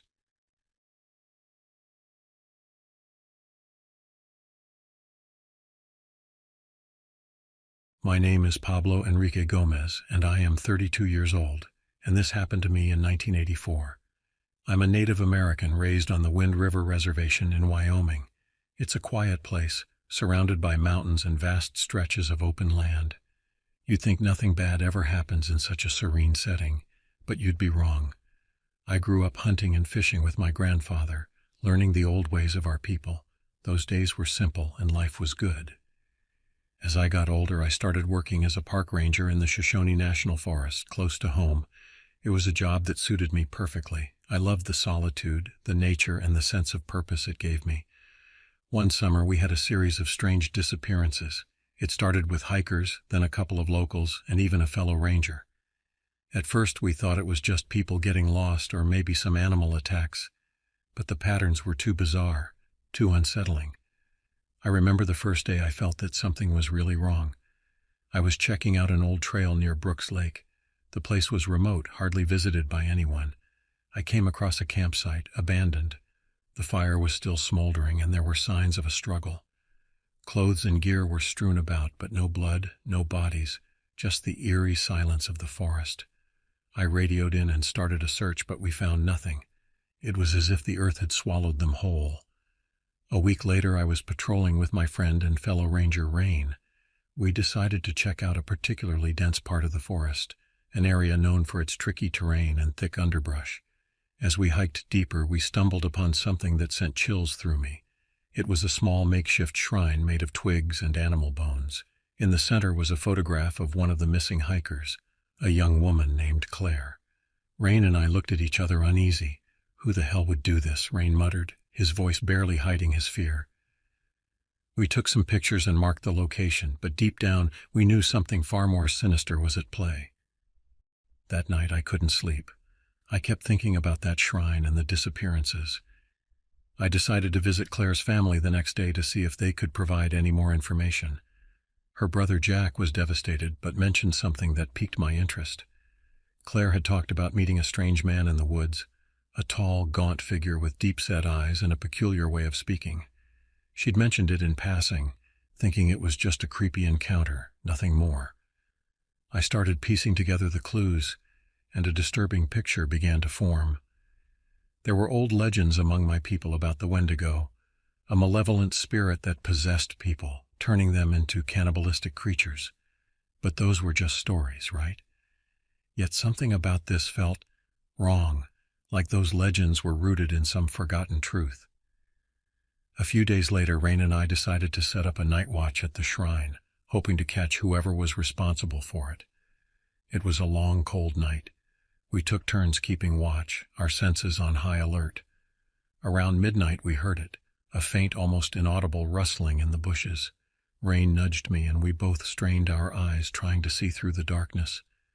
And then we saw him, a figure, tall and gaunt, just as Claire had described. He moved with an unnatural grace, almost floating through the underbrush. My heart pounded as we watched him approach the shrine. He knelt down and started muttering in a language I didn't recognize, placing another photograph at the base. This one was of Rain. Without thinking, Rain sprang up, shouting, "Hey, stop right there." The figure snapped his head towards us, and for a moment I saw his eyes, dark, hollow, and filled with an otherworldly malice. He bolted into the forest, and we gave chase, but he was too fast, too agile. We lost him within minutes. The next morning we reported everything to our supervisor, but there was little they could do without more evidence. Rain was visibly shaken, and I couldn't blame him. His photograph on that shrine meant he was next. We decided to take matters into our own hands. Over the next few days we gathered supplies, set traps, and made a plan. Rain would act as bait while I stayed hidden, ready to pounce. We returned to the shrine, setting up camp a little way off. As night fell, the tension was palpable. We spoke in hushed whispers, trying to stay calm. Around midnight, the figure appeared again. This time, he didn't seem to notice me.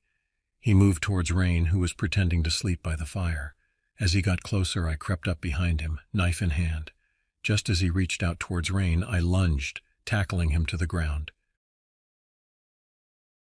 He let out a guttural scream, fighting with an inhuman strength. Rain jumped in, and together we managed to subdue him, tying him up with rope. We dragged him back to our camp, where we could get a better look at him. Up close, he was even more terrifying. His skin was pallid, almost translucent, and his eyes, those eyes were like bottomless pits. He didn't speak, just glared at us with a hatred that chilled me to the bone. We decided to take him to the nearest town where the authorities could deal with him. The drive was long and tense, with our captive thrashing in the back seat. Halfway there, he started convulsing, his body contorting in unnatural ways. Then, just as suddenly, he went limp. We pulled over, checking his pulse, but he was dead. Back in town, the police were baffled. They'd never seen anything like it. An autopsy revealed nothing out of the ordinary, just an ordinary man, but we knew better. We knew he was something else, something beyond human. The disappearances stopped after that. Life slowly returned to normal, but the memories of that summer stayed with me. Rain and I never spoke of it again, but I could see the same haunted look in his eyes. We both knew we had come face to face with something ancient and evil. Years later, I left the Ranger service and moved to a quieter life. But sometimes late at night, I can still see those dark, hollow eyes staring back at me. And I wonder if the Wendigo is truly gone, or if it's just waiting for the right moment to return.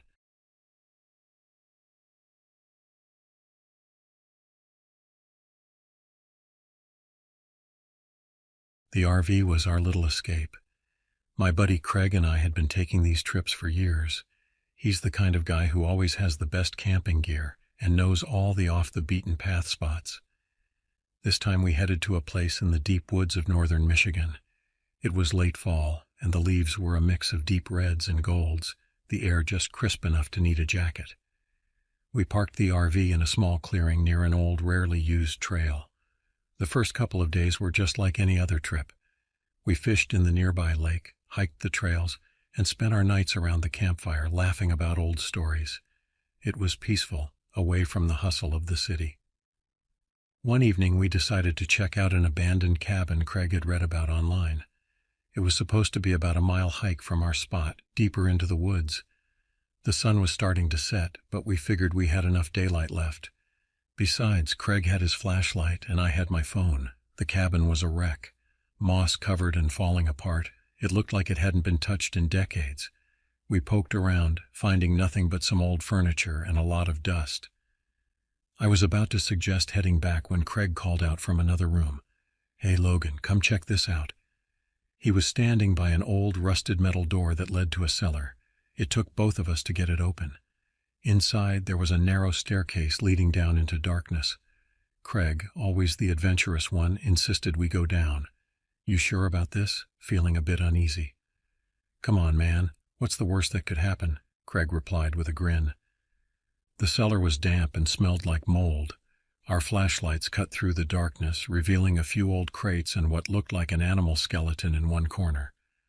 Then we found something that sent chills through me, a set of rusty shackles attached to the wall. Craig looked at me, his excitement fading a bit. "This is messed up," I muttered. We didn't stay long after that. Climbing back up, I couldn't shake the feeling that we weren't alone. The sun had set by the time we emerged, and the forest around us was cloaked in shadows. We made our way back to the RV in silence, each of us lost in our thoughts. That night we tried to laugh off the weirdness over a few beers by the campfire, but the mood had shifted. Craig suggested we head back to the cabin the next day, maybe bring some better lights, but I wasn't so sure. The next morning I woke up to find Craig gone. His sleeping bag was empty and his boots were missing. I figured he'd gone for an early morning hike, something he often did, but by midday there was still no sign of him. I started to worry. Craig was always back by lunchtime. I grabbed my flashlight and a knife just in case, and set out to look for him. I followed the trail we had taken to the cabin. Halfway there, I found one of Craig's boots lying in the middle of the path. It was covered in something dark, and I didn't want to think about what it might be. "Craig!" I shouted, my voice echoing through the trees. There was no answer. I reached the cabin, but there was no sign of him. The cellar door was still open, and I felt a cold dread as I stared down into the darkness. I forced myself to go down the stairs, but the cellar was empty, just as we had left it. Back outside, I found more of his other boot, a torn piece of his jacket. It was like he had been dragged away. Panic started to set in. I had no idea what to do. I ran back to the RV, hoping he had somehow returned while I was gone. But it was empty. I grabbed the radio and tried to call for help, but the signal was weak. "My friend is missing and I need help." Static was my only reply. I spent the next few hours searching the woods, calling out his name until my voice was hoarse. Just as I was about to give up and head back to the RV, I heard a noise, a rustling in the bushes behind me. I turned, shining my flashlight, and caught a glimpse of something moving. It was fast, too fast to be an animal. "Craig?" I called out, my heart pounding. There was no answer, but the rustling continued, moving closer. I gripped the knife tightly, backing away slowly. Suddenly something charged at me from the darkness, knocking me to the ground. I struggled, kicking and swinging the knife blindly. Whatever it was strong and heavy. And I could feel its claws tearing into my flesh. I managed to stab it, and it let out a terrible screech before retreating into the woods. I scrambled to my feet, bleeding and shaking, and ran back to the RV as fast as I could. I locked the door behind me, my heart racing. I grabbed the first aid kit and did my best to patch myself up, but the wounds were deep. That night I didn't sleep. I sat by the window, knife in hand, listening for any sound. The woods were eerily quiet. As dawn approached, I decided I needed to get out of there. Craig was still missing, but I couldn't stay. Whatever was out there, I wasn't equipped to deal with it. I packed up what I could, threw it into the RV, and started the engine. As I drove away, I kept glancing in the mirrors, half expecting to see something chasing me, but there was nothing. Back in town, I went straight to the police. They organized a search party, but they didn't find anything. No sign of Craig, no sign of a struggle, nothing. They treated me like I was crazy, but I know what I saw, what I felt. Weeks passed, and the search was called off. Presumed dead. His family blamed me, and I couldn't blame them. I blamed myself, too. I moved away, tried to forget, but the nightmares never stopped. I could still feel the weight of that thing on top of me, its claws digging into my skin. I did some research, trying to find out what it could have been, but I never found a clear answer. Some locals had stories about strange creatures in the woods, tales of people going missing, but nothing concrete. One name kept coming up, though, in the old folklore, Gorgol. They said it was a creature that hunted in the night, taking people who wandered too far into the woods. I don't know if that's what it was, but it's the only name I have. Now, every time I see an RV or hear about someone planning a camping trip, I want to warn them. I want to tell them to stay away from those woods, but I don't. Because who would believe me? Craig was my best friend, and I lost him to something I can't even explain. I can still see his smile, hear his laugh, but I can't bring him back. All I can do is remember and hope that no one else has to face Gorgol.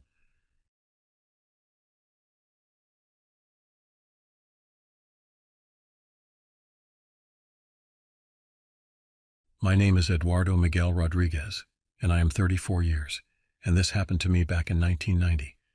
I was living in the little town of Tonopah, Nevada, small place, a dot on the map, but it was home. I worked as a mechanic at Ray's Auto Repair, not much else to do in a town like ours. Weekends were spent with a few friends, mostly at the only bar in town, the Rusty Nail. One summer, a couple of friends, Tom Lone Tree and Eddie Blackwell, and I decided to do something different. We planned a camping trip to the Toyabe National Forest just to get away for a bit, breathe some fresh air. We weren't seasoned campers, just three guys looking for a break from routine. It was mid-July when we packed up Tom's old Chevy truck and headed out. The drive was uneventful, just us talking, laughing, and making fun of Tom's choice in music. The road got rougher as we neared our destination, and by the time we reached the spot Tom had picked out, it was late afternoon.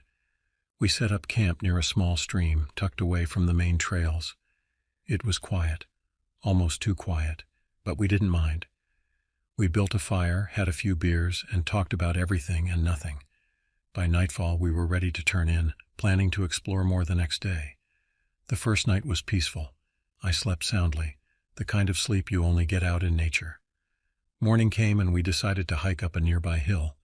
It wasn't much of a climb, but the view from the top was worth it. You could see for miles, the landscape stretching out in a patchwork of greens and browns. As we made our way back down, Eddie spotted something strange. It was a small clearing with a pile of rocks in the center. Not unusual, but something about it felt off. The rocks were arranged too neatly, almost like a cairn, but not quite. Eddie, being the curious one, decided to poke around. He moved a few rocks, revealing a small rusted metal box. It was locked, but nothing a bit of force couldn't handle. Inside we found old photographs, black and white, faded with time. They showed people, all of them looking stern, and a few had something written on the back. but the writing was too worn to read. There was also a small leather-bound journal. We flipped through it, but it was written in some language none of us could decipher. We laughed it off, figuring it was some old family memento someone had buried for reasons only they knew. That night, back at camp, we couldn't shake off the feeling that we weren't alone. The woods were still, no wind, no animal sounds, just an eerie silence. We tried to ignore it, but the feeling lingered. We joked about it, calling it the creepy woods vibe, but deep down, we were all a bit unnerved. The second night was different. I woke up to a sound, a soft rustling like someone walking through the leaves. I sat up, peering into the darkness, but saw nothing. I figured it was just an animal, maybe a deer, and tried to go back to sleep. The rustling grew louder, closer. I glanced over at Tom and Eddie, both still asleep, unaware of the noise. I grabbed my flashlight and shone it around. Nothing, just trees and shadows.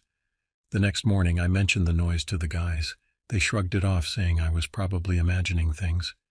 We spent the day fishing and exploring more of the forest. By evening we were tired but still on edge. We cooked up the fish we caught, had a few more beers, and tried to relax. That night the noises came back louder this time.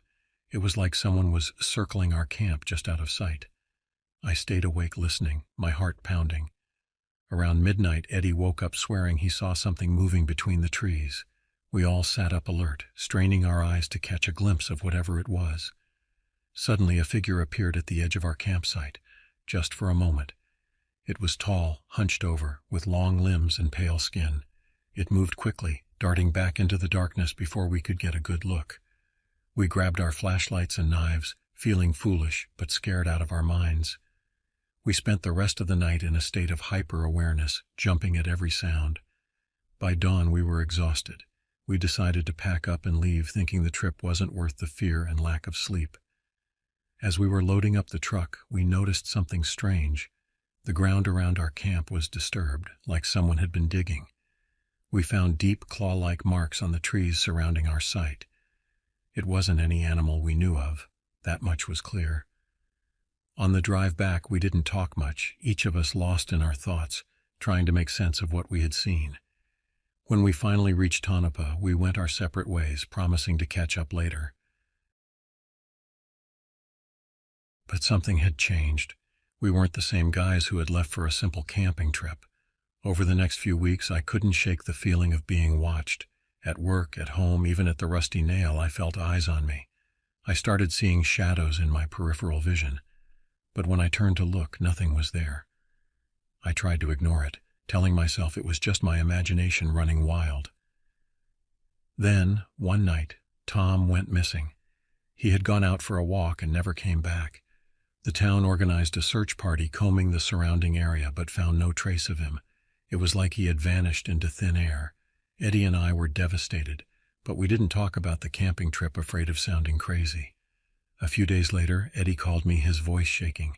He said he had seen the same figure from the campsite standing outside his window. He was scared, more scared than I had ever seen him. We decided to meet up and talk about what was happening, trying to find some logical explanation. We met at my place, locking the doors and windows, feeling a bit paranoid. Eddie looked pale, his hands trembling as he spoke. He told me about the figure, how it had just stood there watching him.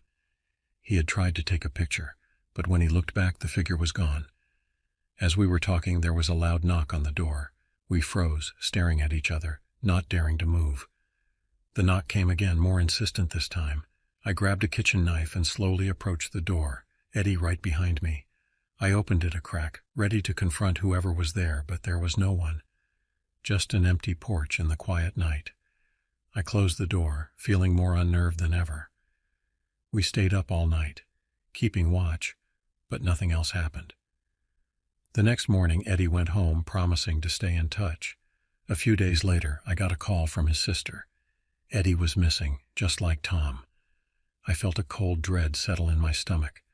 Whatever was happening, it was coming for us, one by one.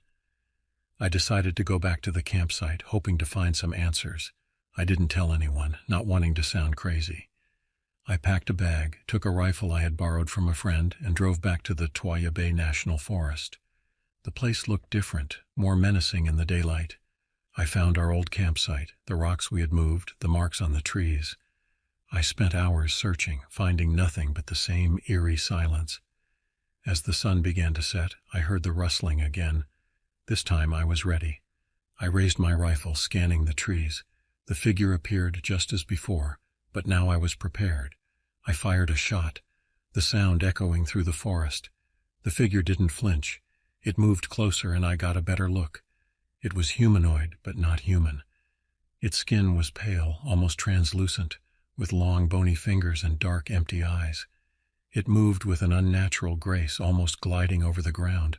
I fired again, but it was like the bullets passed right through it. Panic set in and I turned to run. I didn't stop running until I reached my truck. I drove back to Tonopah, not daring to look back. When I got home, I locked the doors and windows, feeling a sense of helplessness wash over me. I knew that whatever it wasn't going to stop. I never saw Tom or Eddie again. The town whispered about their disappearances, but no one could explain what had happened. I tried to move on, but the fear stayed with me. I never went back to the forest, never camped again. Years passed, and the memories faded, but the fear remained. Every now and then I'd hear a rustling in the night, and my heart would race. I knew it was still out there, waiting, watching, and I knew that it would never stop, not until it had taken us all.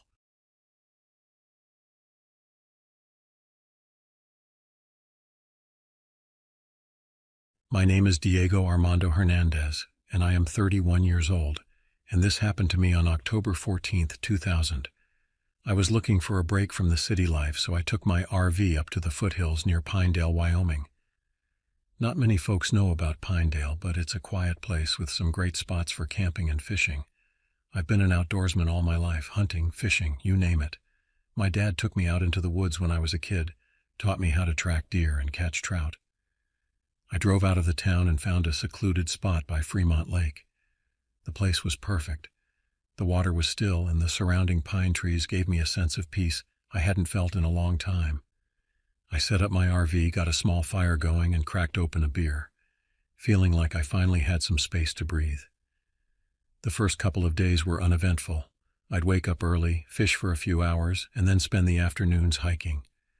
The weather was cool but pleasant, and the nights were clear. I'd sit by the fire, read a book, and let the sounds of nature lull me to sleep. I was alone, but I didn't mind. I've always enjoyed my own company. On the third day, things started to get a bit strange. I was fishing by the lake when I noticed something odd. There were no birds. Normally you'd hear them chirping away, but it was dead silent. I shrugged it off, figuring they'd just flown south for the winter or something. Later that afternoon, I decided to go for a hike deeper into the forest. I followed a deer trail I'd found the day before, keeping my eyes open for anything interesting. About an hour in, I stumbled upon an old cabin. It looked abandoned, the wood rotting and the roof caving in. Curious, I approached it, hoping to find something worth photographing. The door creaked open and I stepped inside. The place was a mess. Broken furniture, old cans, and newspapers scattered across the floor. It didn't look like anyone had been there in years. I was about to leave when I noticed something on the wall. It was a series of scratch marks, deep and jagged, like something had clawed at the wood. I ran my fingers over them, feeling a chill run through me. I took a few photos and headed back to my camp, feeling a bit uneasy. I couldn't shake the feeling that I was being watched. That night, I had trouble sleeping. Every little noise outside the RV made me jump. I kept my hunting knife close, just in case. The next morning, I found tracks around my campsite. They weren't animal tracks, at least none that I recognized. They were too large, almost human but distorted. The toes were long, and there were claw marks at the tips. I felt a knot form in my stomach. I'd been in these woods dozens of times and never seen anything like it. I decided to head into town to see if anyone knew what kind of animal made those tracks. I talked to a few locals at the diner, but no one had any answers. One old-timer, a guy named Clyde, told me a story about a creature that supposedly lived in the woods. He called it the Nalkut. He said it was some kind of local legend. A beast that was half man, half animal, and that had preyed on anything it could find. I laughed it off, thinking it was just a ghost story to scare kids. But Clyde's expression was dead serious. He warned me to be careful and to leave if I saw any more signs. I thanked him and headed back to my campsite, trying to shake off the unease. That night I couldn't sleep at all. I kept hearing noises outside, rustling and snapping branches. Around midnight I heard something that made my blood run cold, a low, guttural sound, almost like a growl, but not quite. I grabbed my flashlight and knife, peeking out the window. The beam of light cut through the darkness, but I didn't see anything. I stepped outside, heart pounding in my chest. The air was cold, and my breath came out in clouds. I scanned the area with my flashlight, but everything seemed normal. Just as I was about to head back inside, I heard it again, closer this time. The hair on the back of my neck stood up. I turned slowly, and that's when I saw it. It was standing at the edge of the trees, just out of the light. I couldn't make out much, but it was tall, taller than any man I'd ever seen. It had long, twisted limbs and eyes that glowed faintly in the darkness. I froze, unable to move or even scream. It stared at me for what felt like an eternity before it turned and disappeared into the woods. I stumbled back into the RV, locking the door behind me. My hands were shaking so badly I could barely hold my knife. I didn't sleep at all that night, just sat by the window with the flashlight and knife, waiting for the dawn. As soon as the sun came up, I packed up my things and got the hell out of there. I drove straight back to town, not stopping until I reached the diner. I told Clyde what I'd seen, and he just nodded like he'd been expecting it. He told me that the Naukut was known to follow people, to stalk them until it decided to strike. He urged me to leave the area and never come back. I didn't need any more convincing. I left Pinedale that same day and never looked back. It's been over a decade since that trip, and I've never told anyone about it until now. I still go camping, but I stick to more populated areas, places with other people around. I don't know what that thing was, but I know I never want to see it again. So if you ever find yourself near Pinedale, do yourself a favor and stay away from Fremont Lake. There's something out there, something that shouldn't be, and it's better left alone. I'll never forget those eyes and the feeling of being hunted. It's a feeling I wouldn't wish on anyone.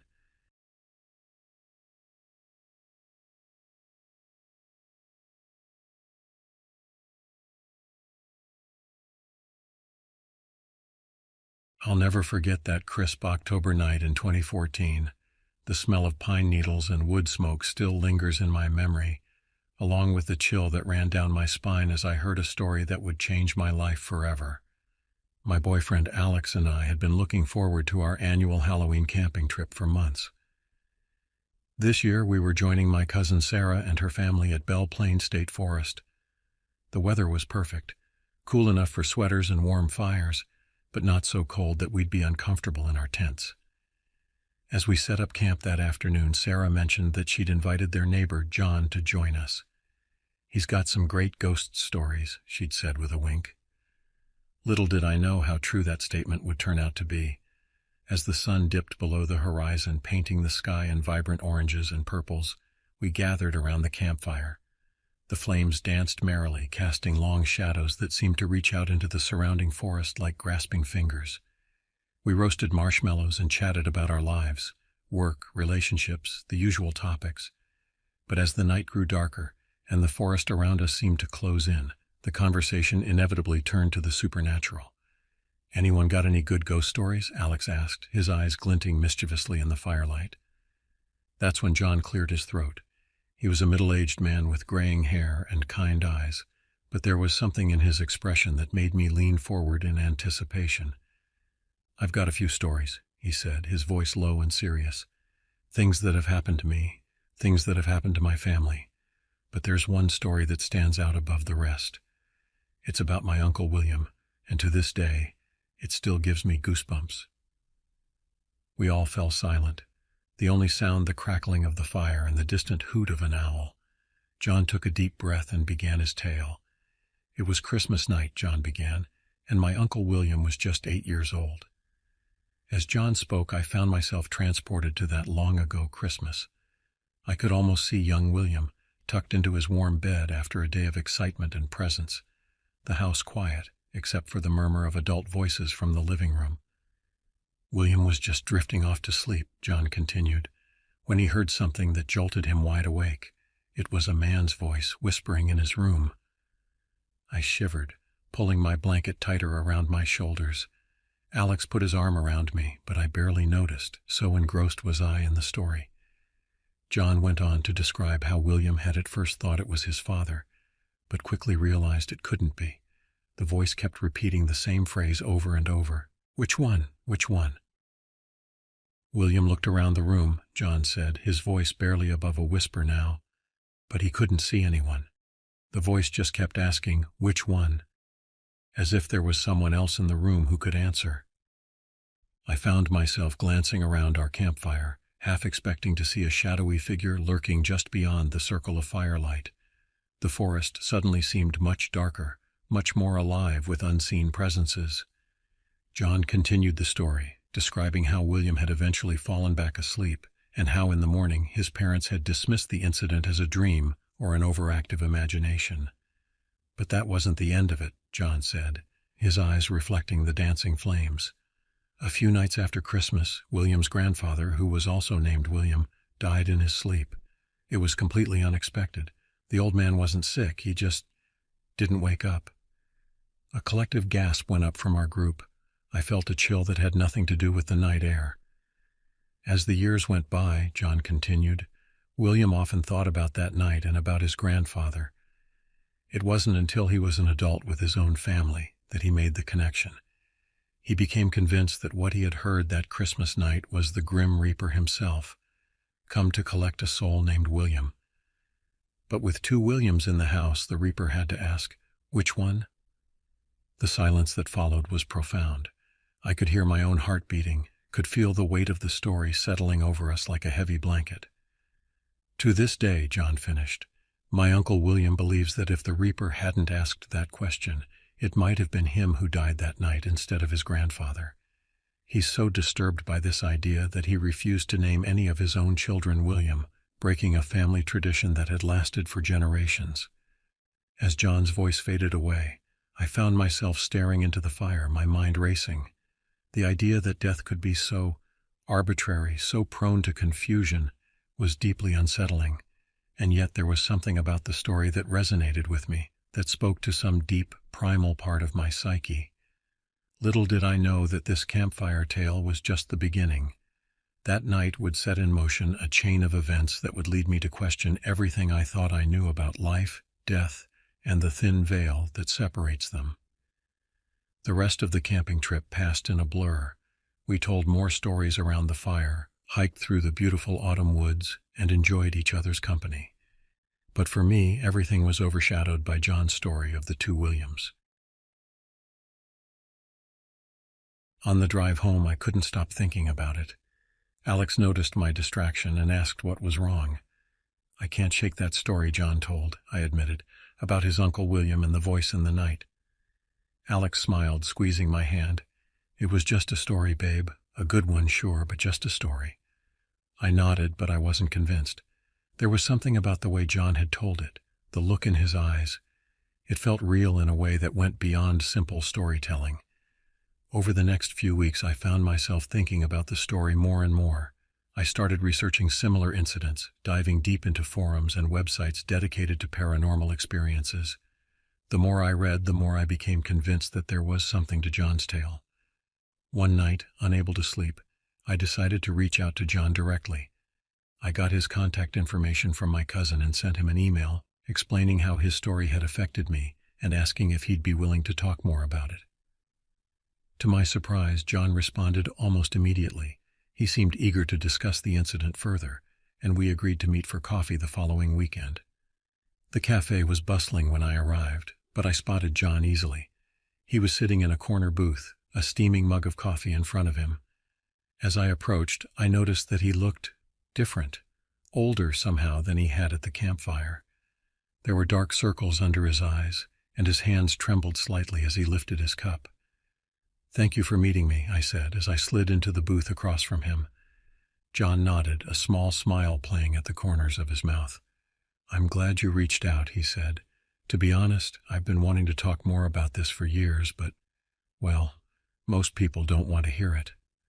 Over the next 2 hours, John told me more about his Uncle William and the events surrounding that fateful Christmas night.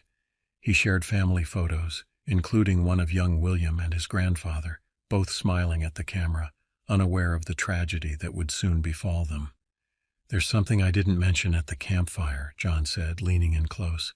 "Something that makes this whole thing even stranger." I felt my heart rate quicken. "What is it?" John took a deep breath. "After my great-grandfather, William Sr., died, my Uncle William started having experiences. He'd hear whispers in the night, see shadows moving where there shouldn't be any, and sometimes late at night he'd hear that same voice asking, 'Which one?' I felt a chill run down my spine. Did he ever figure out what it meant?" John shook his head. "No, but he became convinced that somehow by avoiding death that Christmas night he had, I don't know, cheated fate or something. He thought death was still after him, still confused about which Williams it was supposed to take." As our conversation wound down, John hesitated, then reached into his bag and pulled out a worn leather journal. "This was my uncle's," he said, sliding it across the table to me. "He kept a record of all his experiences, all his thoughts about what happened. I've never shown it to anyone else, but I think you might understand." I took the journal with trembling hands, feeling the weight of its secrets. "Thank you," I whispered. "I'll take good care of it." As I left the cafe, clutching the journal to my chest, I knew that my life had changed irrevocably. I was about to embark on a journey that would challenge everything I thought I knew about life, death, and the forces that govern our world. Little did I know that this journey would lead me to uncover long-buried family secrets, confront ancient forces, and ultimately face my own mortality in ways I never could have imagined. That night I sat up late, poring over William's journal. The pages were filled with neat, cramped handwriting, detailing decades of strange occurrences and unsettling thoughts. As I read, I felt a growing sense of unease, as if the words themselves were a portal to another world. William wrote about hearing the whispering voice throughout his life, always asking the same question: "Which one?" He described seeing shadowy figures at the corners of his vision, feeling an unseen presence watching him. But most disturbing were his theories about what it all meant. "I believe I've upset the natural order," one entry read. "By avoiding death that night, I've created an imbalance. Death is confused, unsure which William to take, and now it's always watching, always waiting for a chance to correct its mistake." I shuddered, closing the journal. It was well past midnight and the house seemed unnaturally quiet. As I got ready for bed, I couldn't shake the feeling that I was being watched. Over the next few weeks, I threw myself into researching William's story. I dug through old newspaper archives, finding an obituary for William's grandfather. I reached out to paranormal researchers, sharing the story with names changed, and asking for their thoughts. Most dismissed it as an overactive imagination or a series of coincidences, but a few were intrigued. One researcher, Dr. Elena Vasquez, agreed to meet with me. "What you're describing," she said over coffee, her dark eyes intense, "sounds like a rare phenomenon we call a death echo. It's as if the moment of death gets stuck, repeating itself, but I've never heard of one lasting so long or being so interactive." She paused, stirring her coffee thoughtfully. "If what you're saying is true, it could change everything we think we know about death." As I left the meeting, my mind was reeling. Was it possible that death itself could make a mistake? And if so, what did that mean for the rest of us? It was about a month after my meeting with Dr. Vasquez that things took a dark turn. I woke in the middle of the night to a whisper in my ear. "Which one?" I bolted upright, heart pounding. The room was empty, but I could have sworn I felt a presence, a cold spot in the air next to my bed. Over the next few weeks, strange occurrences became commonplace. Objects would move when I wasn't looking. I'd catch glimpses of shadowy figures in mirrors, and always that whispered question, "Which one?" Alex was worried. "Maybe you should stop this research," he suggested one night. "It's not healthy, you're not sleeping." But I couldn't stop. I felt like I was on the verge of understanding something profound, something that could change our understanding of life and death. In my quest for answers, I decided to dig deeper into William's family history. I spent days in local archives, tracing the family tree back generations. What I found shocked me to my core. The tradition of naming sons William went back centuries to a small village in England, and in every generation there was a story of a William who died young, unexpectedly, except for William's grandfather and William himself. It was as if death had been cheated not once but twice. As I stared at the family tree, my vision swam. I felt dizzy, overwhelmed by the implications. Was this some sort of family curse, a debt that had to be paid? It all came to a head on a cold, moonless night in October, exactly 1 year after I'd first heard John's story around the campfire. I was alone in my apartment, surrounded by my research notes, William's journal open in front of me. The air felt heavy, charged with an otherworldly energy. And then I heard it, clear as day, right behind me. Which one? I turned slowly, my heart pounding. There in the corner of the room was a shadowy figure. It was tall, indistinct, but unmistakably there. "Who are you?" I whispered.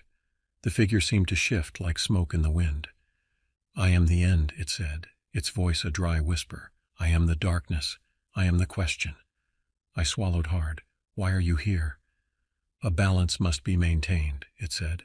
"A William must be taken. Which one?" In that moment I understood. This wasn't just about William or his grandfather. It was about me. By pursuing this story, by seeking to understand, I had somehow become part of it. "I'm not William," I said, my voice shaking. The figure seemed to grow, filling the room with its presence. "Names are meaningless," it said. "Souls are what matter, and yours is entangled now." I felt a chill run through me as I realized the truth. By delving into this mystery, by opening myself to this story, I had become a part of it. I was now one of the Williams, one of the souls that death was confused about. "So what happens now?" I asked, surprised by the steadiness in my voice. The figure moved closer. "Now you choose. Will you take the place of the William who escaped, or will you continue this cycle, passing the question on to another?" I stood there frozen as the weight of the decision pressed down on me. In that moment, I understood the true horror of William's story. It wasn't just about death coming for the wrong person.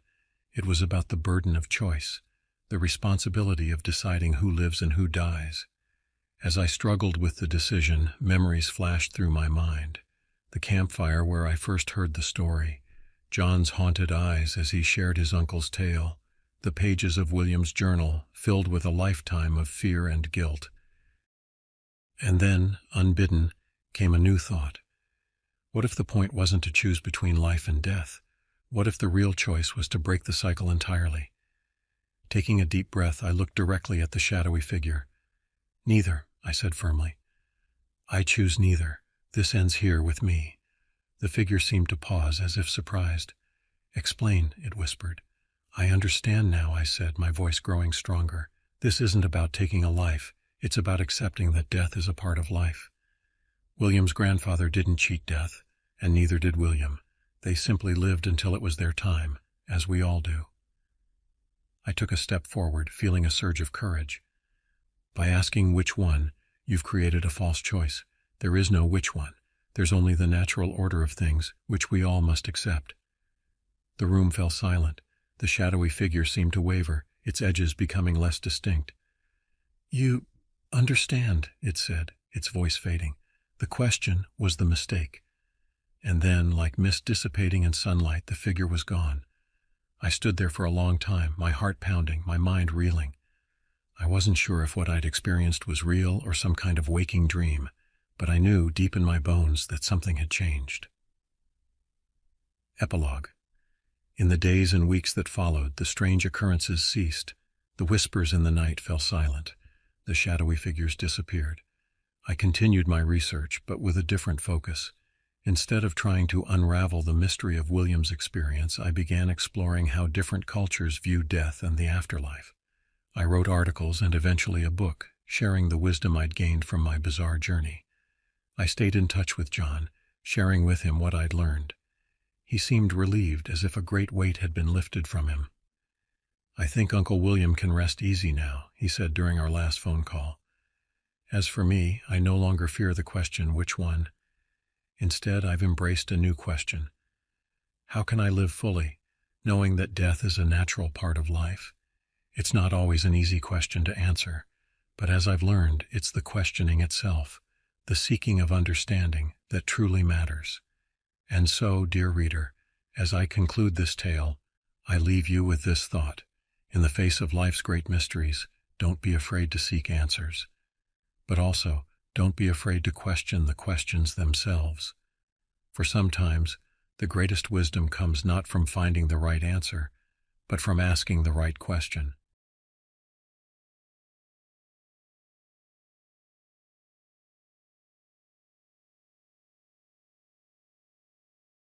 The sighting that occurred 3 years ago will forever haunt me. Whatever I saw that day wasn't from this world. It was demonic, otherworldly, and terrifying beyond imagination. Before I delve into the chilling details of my experience, let me tell you a bit about myself. I was 17 years old when this happened, and now, at 20, the memory still sends shivers down my spine. I live in Reno, nestled in the Sierra Nevada mountains near the California border. The majestic Sierras have always been a source of wonder and adventure for me. But now they hold a dark secret that I've kept hidden, even from my parents. This encounter has remained locked away in the recesses of my mind, untold until now. It all began innocently enough. My friend Jack had just graduated high school, and to celebrate he invited me and another friend, Nate, on a camping trip up in the mountains.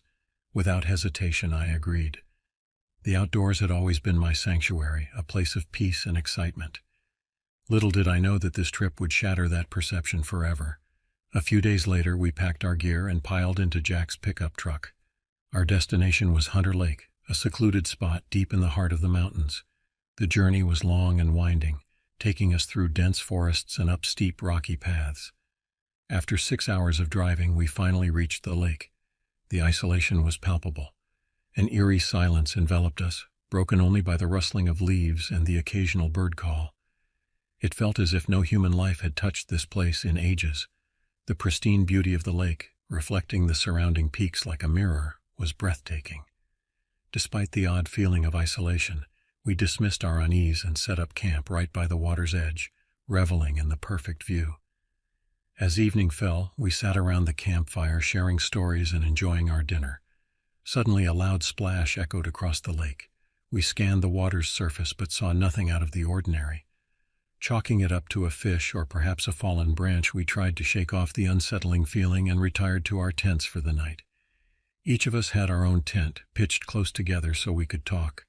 I drifted off to sleep, lulled by the gentle lapping of the lake against the shore. But in the dead of night, a rhythmic thumping jolted me awake. Thump, thump, thump. My heart raced as I called out to Jake and Nate, asking if they were awake. Their annoyed responses telling me to cut it out only heightened my fear. "It's not me," I whispered urgently. Panic set in as we realized something was out there. Jack had brought his rifle as a precaution against bears or mountain lions, but it was in the truck, parked a good distance away. We knew one of us would have to make a run for it. Nate, always the bravest, volunteered. I grabbed my pocket knife and followed, while Jack brought up the rear, his flashlight cutting through the darkness.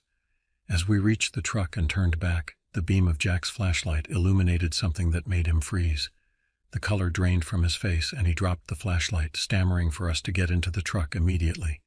Without question, we scrambled inside, and Jack floored the gas pedal, leaving our campsite and all our gear behind. We drove in tense silence, our minds reeling from what had just transpired. The next day, guilt and curiosity compelled us to return. What we found chilled us to the bone. Our camp was in shambles, tents slashed to ribbons, and our fishing gear had vanished without a trace. As we hurriedly loaded what remained into the truck, my friends insisted it was time to leave. But nature called, and I stepped away to relieve myself.